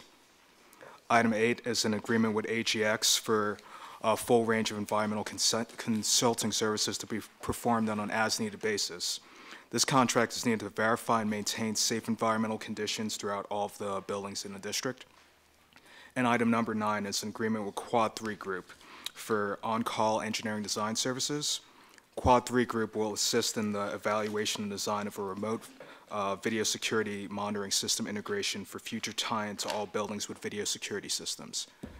Thank you, Ms. Sumter. You're welcome, Mr. Joseph. We're going to begin the questioning on this section, and we'll start with, was it you last time? Mr. McCray. Thank you. I really haven't got any questions, but just want to bring your attention to number 1. Over the years, we've seen these come before us. In the business subcommittee, we kind of go through these things, but the board has never seen this many pages of identification of specifics, which is something I'm sort of asking the board, do you want to see this this is the specifics that we want to see going forward. When we have a contract like this is what we're basically asking here. And just like Mr. Campbell did, thank you very much for that. We're going to going forward, we're going to show more of how technology relates to education and how we're cost effective in what we do. Of course, we didn't have time to get it through this week, but we're going to do the best we can going forward. That's all I have. Thank you. You're welcome, Mr. McCray. Mr. Brentley.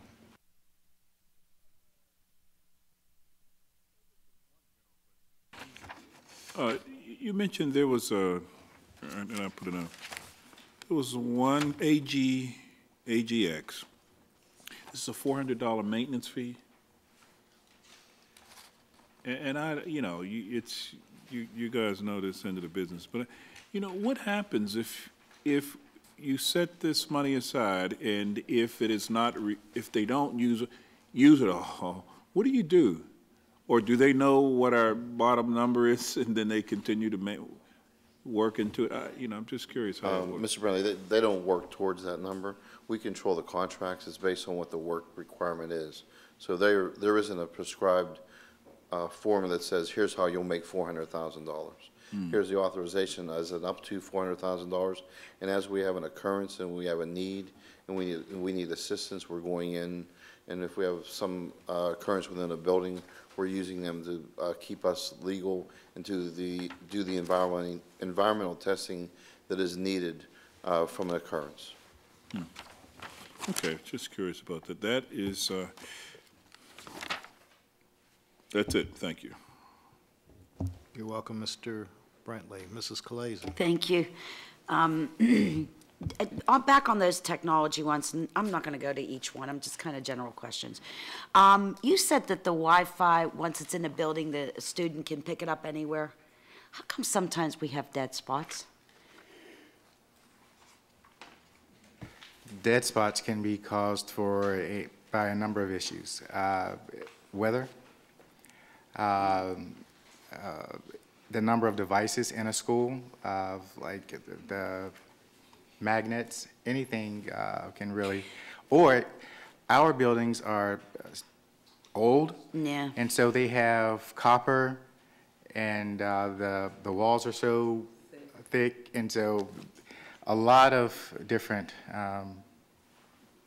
issues can impact the coverage. Okay, so you touched on something now that really has me curious. So when you said the amount of devices, does Wi-Fi have a limit, like on how many devices it'll pick up and allow? Because like if we're headed down, technology is in everybody's hands.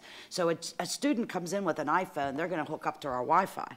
If it's anything like my iPad, isn't it? It just hooks up itself. I don't do anything. No, we restrict who can or cannot connect to our network right now. And that's a part of the process. So we are actively monitoring how many devices we have on the network and how much resource they use, and so that we won't get to the point where we've maxed out and everyone stops. So it's an ongoing process that has to be monitored. Okay, so if I go into a school building with my own iPhone, I won't be able to hook up to the Wi-Fi. I have to be permitted to. Is that what you're saying? That's correct. Okay, so is everybody's Wi-Fi work that way, or is it? No, we have federal restrictions that we have to adhere to as far as access. Okay. To make sure we're monitoring where students are going, so we just can't have an open network. No, that's fine. I had no idea that was, I didn't know you had that kind of control over it, but that's great. Okay. And then I noticed there's E-plus contracts, and I just have to sometimes wonder, and I'm just being me, why E-plus is getting always the contracts? Have we tried to bid it out for better deals, or, you know, school wires is kind of another one too that always seems to get repeated. I'm just curious. Have you bothered to? And so with school wires, this is the vendor that the district chose some time ago. And so once you have committed and you have that type of development that's been committed with the website, you have a relationship there for a while until you decide to, one, totally change the technology platform, or, well, basically that's the main reason you would want to do that. And that change would not be easy. Okay, so that's one. And for E+, with all technology-based companies and contracts, there are those that are approved E-rate vendors. And E+ is one of those vendors that are approved by the state to provide different services. Did we go out to look at the women and minority-owned businesses? Yes, but what we find that the local companies, they don't have the bandwidth or bench to do the amount of work that we have. And that's fine, Mr. Campbell. I wasn't looking for you to, I just was, because I know that with a list that's, approved generally from state and county as well, doesn't necessarily mean it's the best price or the best deal or the best of what we need. That's all. That was why I asked, because I see them all the time, and I'm like, why is it always them? And, Okay, thank you, Mr. Sumter. You're welcome, Mrs. Fink. Mrs. Azuda. Mr. Campbell, on number 2, the Child Plus for early childhood, a couple of years ago, I had questioned parents had to turn in their immunization records and things like that for our preschool programs, and then a year later, turn them in again for kindergarten. And I remember when I asked at the time being told it wasn't like our systems, it was separate. Are they united yet, or is this still independent that a parent who has a child in our early childhood program has to turn around at registration time and provide all the exact same documentation that we already in fact have in our system?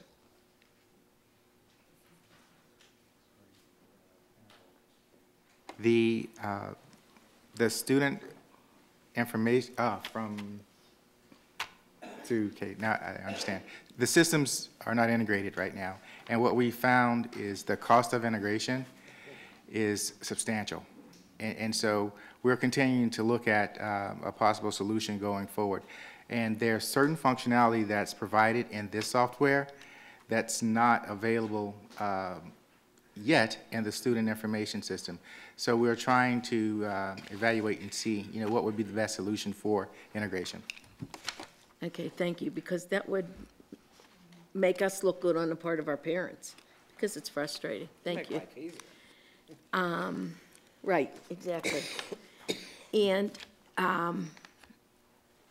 Mr. Joseph, on number 8, that AGX,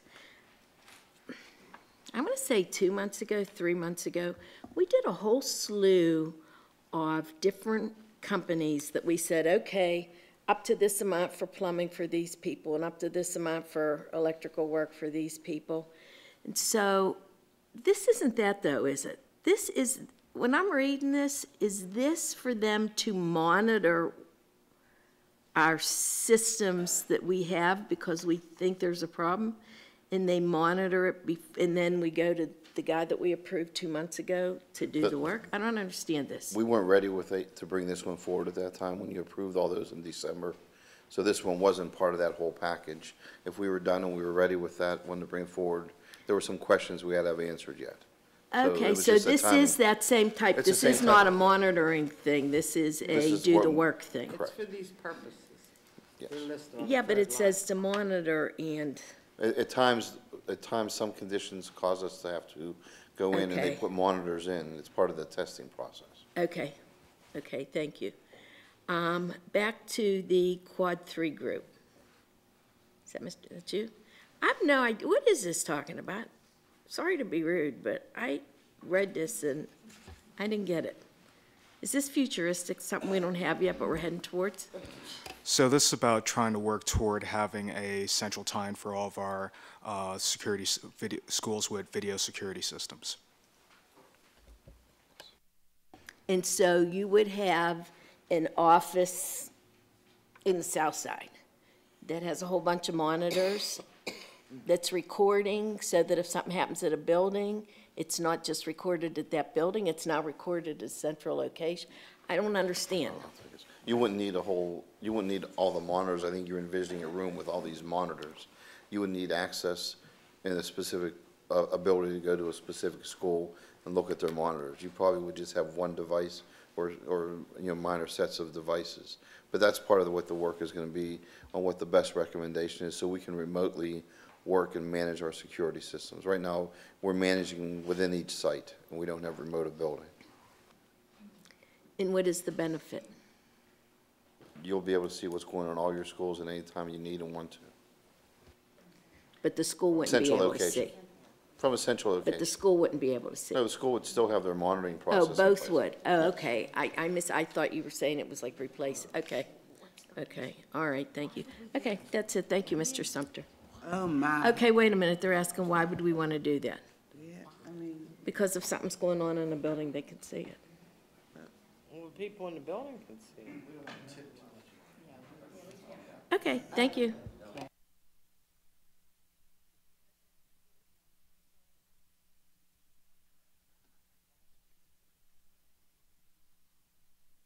Oh, yeah, you do. Oh, yeah, you do. Dr. Holly, you're up.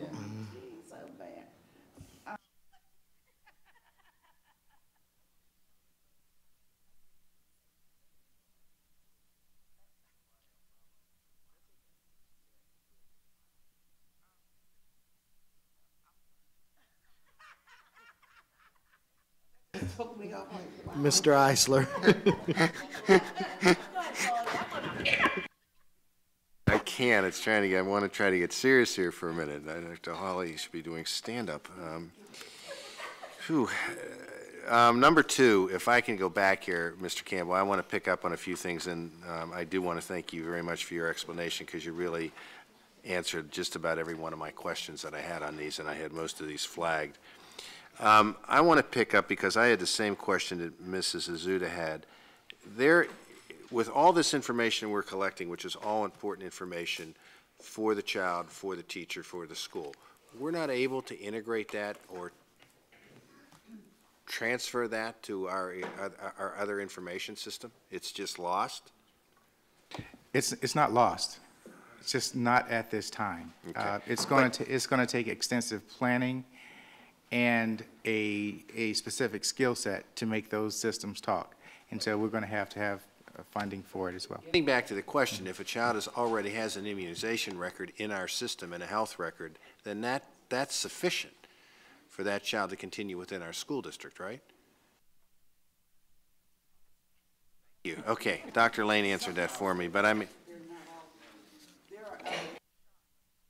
there are other shots that they're supposed to have, and they don't have them, so you have to make sure that they have them. I'm great on the updates, Dr. Hawley. I'm just wondering, with all this information you were collecting on 4- and 5-year-olds, you know, the transfer to 6, 7, 8 is really critical, right? I mean, that's the basis. And great. So we're working on that. Did you hear that? Okay. I don't have to say it. Yeah, if we go to number 4, I want to, because it came out, I think, in either this week's or last week's superintendent's report to the board. Are all schools covered by E-rate? No. Only those schools that qualify by having a certain percentage of free and reduced lunch students. Okay. But that does not mean that they will not be all schools will be wireless. Some just will not be able to be covered by E-rate. Correct. Your goal is to get every single school wireless Yes. by the beginning of the school year 13-14. Yes. Thank you. Hold on one second. I just want to, I think that you did a good job in answering all the other ones. Thank you. Thanks, Mr. Sumter. You're welcome, Mr. Eisler. Mr. Joseph. We're going to continue with the general payments authorized. Or no, we went all the way through that. General authorization, those items. We're actually still on payments. We're on payments authorized. Okay, payments authorized. Good enough. We have 2 items under payments authorized. Item 11 is for the district's daily payments, and item 12 is for the purchase of excess property insurance coverage to protect the district in the event of catastrophic property loss. Thank you, Mr. Sumter. Okay, so I was right. Payments authorized. Any questions on those items by any board member? No. Seeing none, let's move on to general authorization. Under general authorizations, we have 3 items. Item 13 is a settlement agreement. Item 14 is to authorize the auction of the painting interior from the district collection via Sotheby's of New York at their May 8th, 2013 auction. This auction is fully endorsed by the Friends of the Art, and the proceeds of this auction will be used to restore and maintain the district's art collection. And item 15 is for the acceptance of the audit report issued by the Office of the Auditor General of the Commonwealth of Pennsylvania. Thank you. Thank you, Mr. Joseph. Mr. Brentley, any questions or concerns? Mrs. Fink. Okay, on the art auction, there is a sheet here, and it's the back of something here. The back of item 14, it has at the very bottom what the proceeds of the auction will entail. Secure the collection is the last one. What do we mean by that? We're still going to display all of the artwork that we have for the students, right? That doesn't mean we're going to lock it in a vault somewhere. So in coordination with securing the items, part of the process to also appraise some of these items, and once these items are appraised, we might discover that some of these items may have a substantial value, so we need to take steps to properly secure them in order for us to display them. Okay, but by secure, you mean fasten them in a way it would be difficult for somebody to steal them. Correct. As opposed to not having them on display for the students to see them. Having them securely on display. That's all I need to know. Mrs. Khaleesi. Mrs. Azuda. I just want to comment on the audit report from the State Auditor General.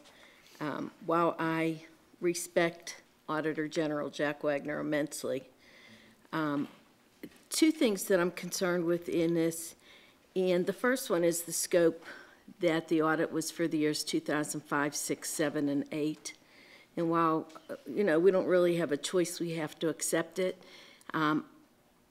Many of the board members sitting around me were not on the board this full time. Many of our upper administration were not in their positions during this entire time. And so I would hope that going forward, the Auditor General's office would do their audit more timely, like in shorter periods of time waiting, because some of the issues that were addressed have long been rectified. And so the sooner we would get something that they would find, the sooner it could be beneficial to us. And when the information is at minimum, this is now 2013. So even going back to a complete year, the most current information they're giving us is 4 years old. And so that really is not an effective way to audit. You need the information sooner. The second thing I had a concern with was that Shenley High School was singled out as far as a property to be fiscally responsible about and concerned about the neighborhood. And I think if you look at any of the neighborhoods where our vacant buildings are situated, that neighborhood thinks that that's the most important building we need to be taking care of. And so to just single out any one of our buildings, I thought was kind of disrespectful to the rest of the neighborhoods where we have vacant buildings sitting. And so while I don't think we have a choice, we have to accept it, I just am very uncomfortable with something with this time span in that recommendation. If they did Philly before us, it probably took them 5 years. So. Thank you, Mr. Sumter. You're welcome. Dr. Holly? Just for clarification, though, you're right in that he or she, whoever it would be, the next time, if it's not Mr. Wagner, that they be concerned about all the neighborhood schools. However, for Shenley, the concern became citywide, because it wasn't just the neighbors around Shenley or even the children that attended Shenley from the Hill District. This was really a citywide discussion with him in terms of that building.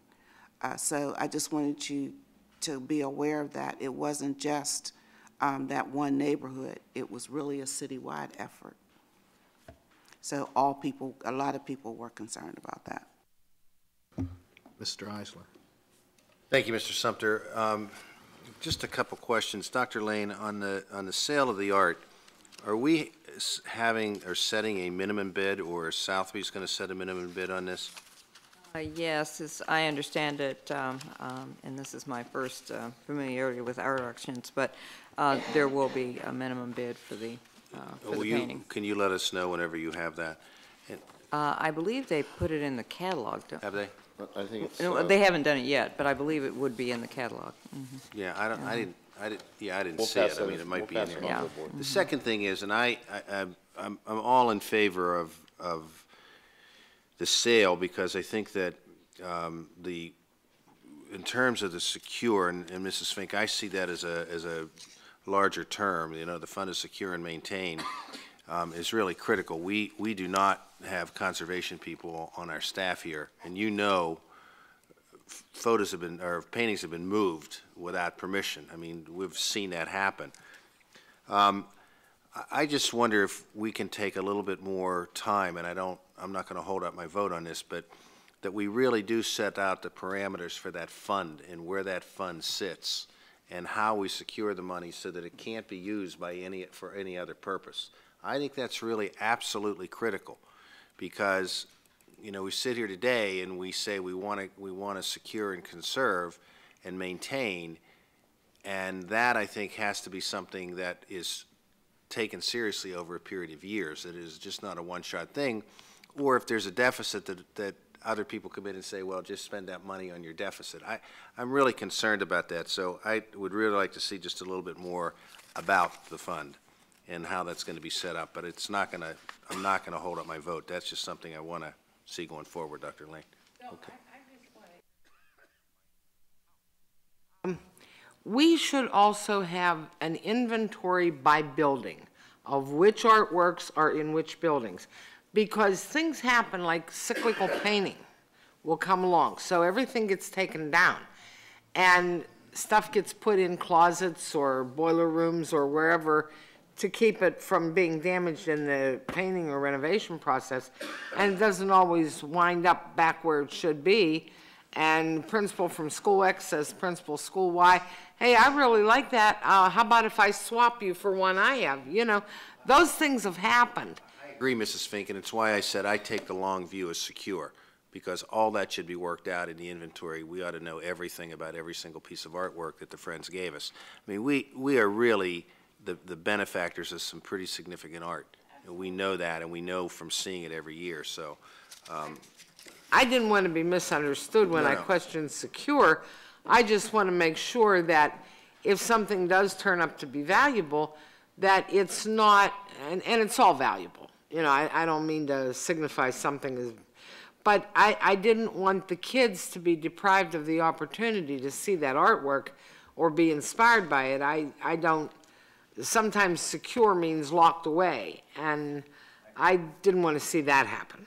I understand, but thank you. And so, Dr. Lane, we'll get more information as this proceeds, correct? Yes, you will, and the board clearly has the ability to restrict the use of these funds. And just to reiterate, in our conversation in Letters with Friends of the Arts, that is, you know, that's clearly what we agreed that would happen, that this would be used to take care of the rest of the collection. But as I said, the board clearly has the ability to restrict that. Thank you. Thank you, Mr. Sumter. You're welcome, Mr. Eisler. Mr. McCray. Thank you. I can't say enough about the Friends of the Art. They're terrific. They've been so generous to us over the years, and their participation in this from day one was phenomenal. And just like Dr. Lane said, they actually helped structure how the money is going to be saved and how it's going to be spent, to do the inventory, to do any kind of maintenance might have to be done, and whatever security as far as cameras or whatever else we need.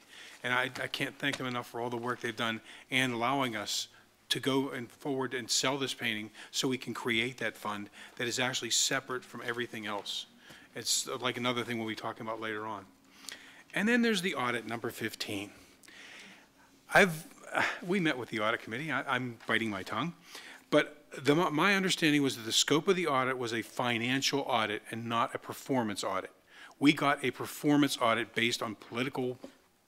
Thank you.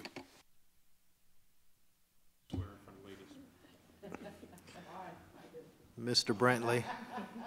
Yes, I just want to add my 2 cents on the audit. First of all, as young folks would say, let's not get this thing twisted, okay, about this audit. It is his role, it is the responsibility of the Auditor General to do what he was able to do. And if you notice, he made an observation concerning the Shenley situation. I think it was very important for him to do it. I think it was very courageous for him to do it. Shenley is, the situation with Shenley is so unique. Out of the last 6 or 7 years of all the major problems and major mistakes that this and past administrations have made financially or else, this one is the perfect example of what happens when someone's not taking care of business. Shenley represents the Shenley closing hoax.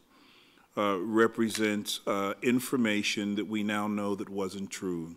We were told about asbestos. We later found out it was not true at the dangerous levels. We spent millions based upon a lie, shifting these kids around, changing this and changing that, and continue to spend. And so now there's a new piece of information out there that clearly shows it was not the case.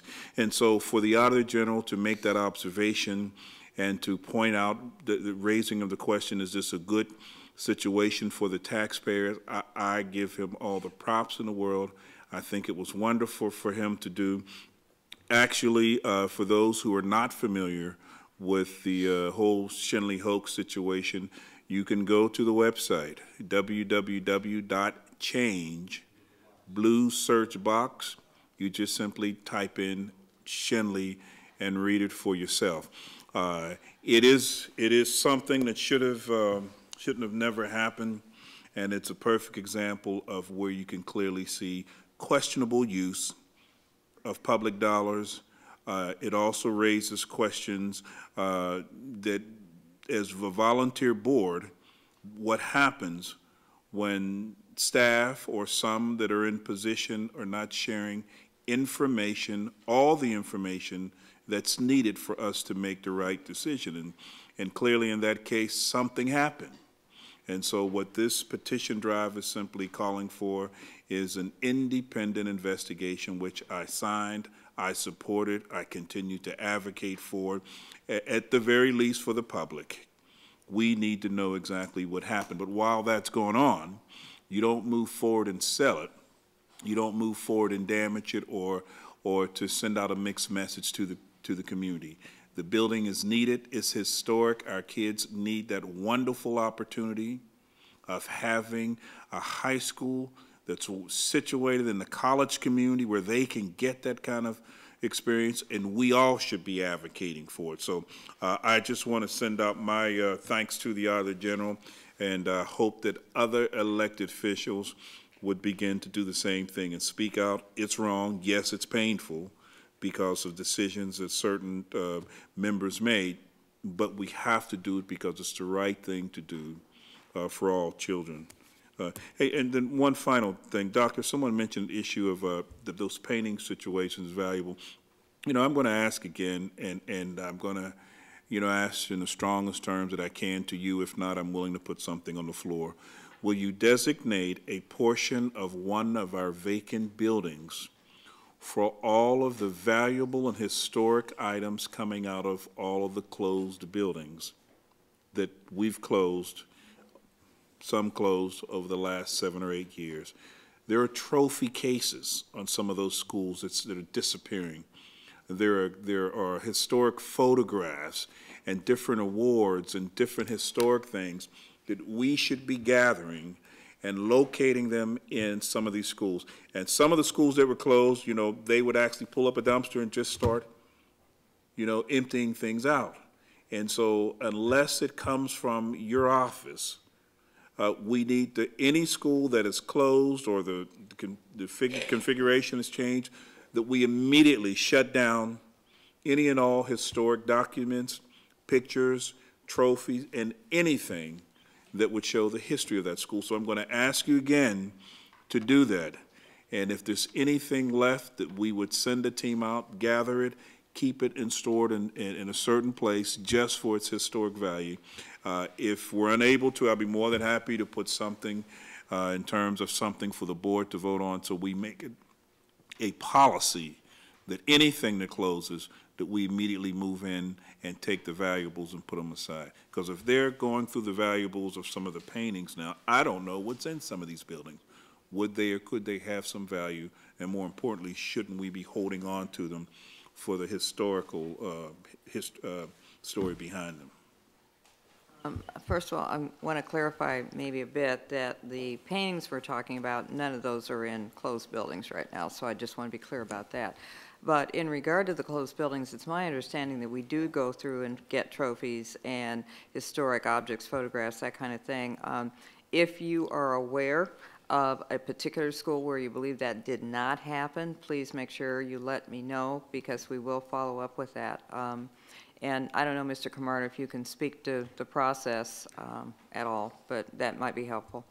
To the extent possible, we move items that follow students to where they're at. Those will recall Fifth Avenue. What, you know, we've moved items from Fifth Avenue to, you know, Brashear. Items that have coming out, we have items that are still maintained in Langley. Those that are the historic items that were from Langley when it was a high school or in a section of the building. So we've, as Dr. Lane described, we've, you know, managed and maintained and we control the items. We've left nothing of value as far as paintings or artifacts within our closed buildings. So we're not sitting in abandoning them. We have items that we actually have moved over over the years to the Senator John Hines History Center for them to archive and to store themselves. So we have managed and maintained the historic items within our buildings. Okay, because some of the ones that are vacant now, Pete, Mr. Camardo, my concern is that we immediately, I have neighbors who called me concerning Shenley. She said, hey, there's a crew that went over there, they were pulling out cabinets, and she watched them move things out of the old Shenley. One of the best things we have in Pittsburgh is people help us watch our buildings. Yeah, so, that's how I found out. So I think it's wonderful, because when we get tips and people tell us things, but just to help the board, what we did there, you know, we had needs for lockers within the school district. We wanted to make and help principals manage their buildings. So what they saw coming out as cabinets coming out of Shenley was us removing usable and serviceable lockers that we worked with the principal going into Obama as they were moving into the old Peabody building, so the principal could manage the building and have students be closer to our lockers. So while it had been a high school and had lockers, the request was made. We had the ability. We did the same thing out of Reisenstein and pulled lockers just recently, pulled more out of Reisenstein to help the principal manage the Perry building. So if someone was close to Reisenstein, they would have seen that also. So that is good that we get help from neighbors. Well, I appreciate that. You know, I think what I'm going to eventually do, and I'm going to put something together, Doctor, where we just set something out as a policy. We can have, and we should have, our own history room in this district.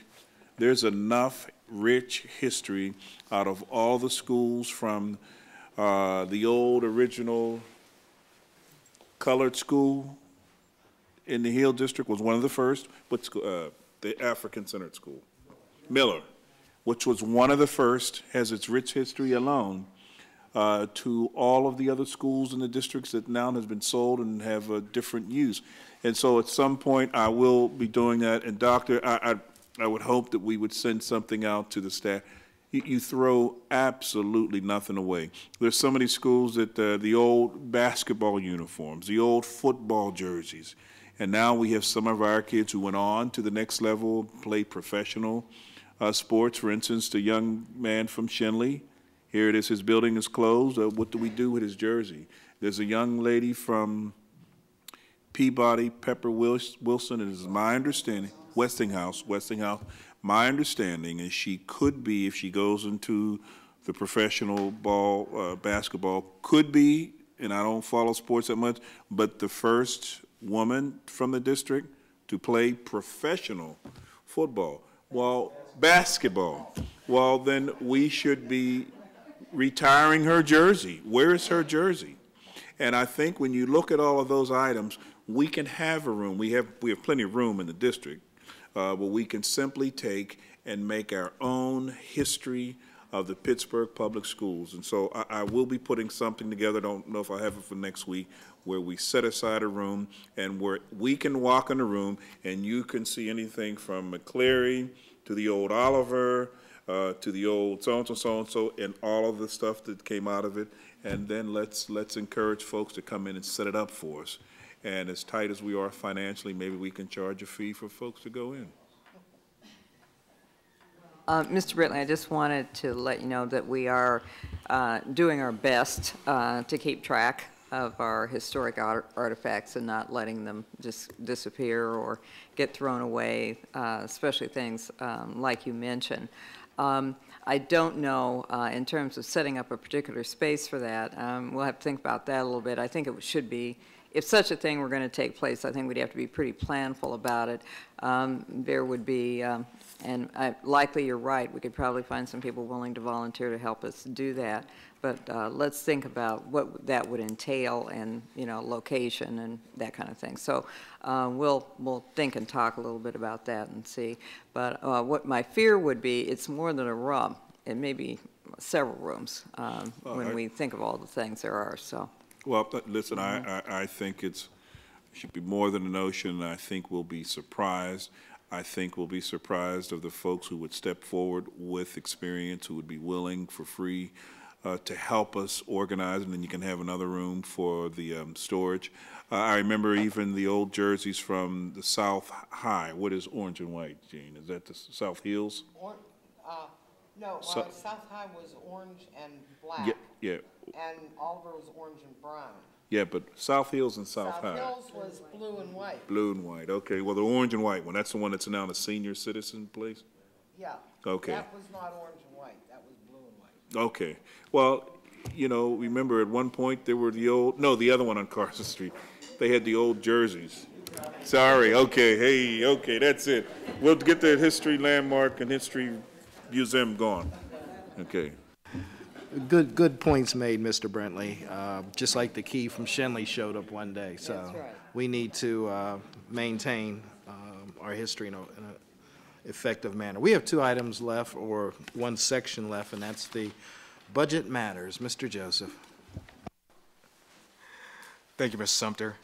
In your green folders, you'll find replacement tabs for items 16 and 17. Item 16 is a resolution for the levying of real estate taxes. The proposed 2013 millage rate is 9.65 mils. This represents a 30% reduction over the 2012 millage rate. Item 17 is a resolution for the homestead and farmstead exclusion. The exclusion amount is $28,685. This represents tax relief to each homestead farmstead property in the amount of $276.81. The homestead farmstead exclusion is the mandated distribution of state gaming revenues for school property tax relief. Thank you. You're welcome, and thank you, Mr. Joseph. Are there any questions or concerns on this section by any of the board members? Seeing none, this meeting is adjourned. Thank you.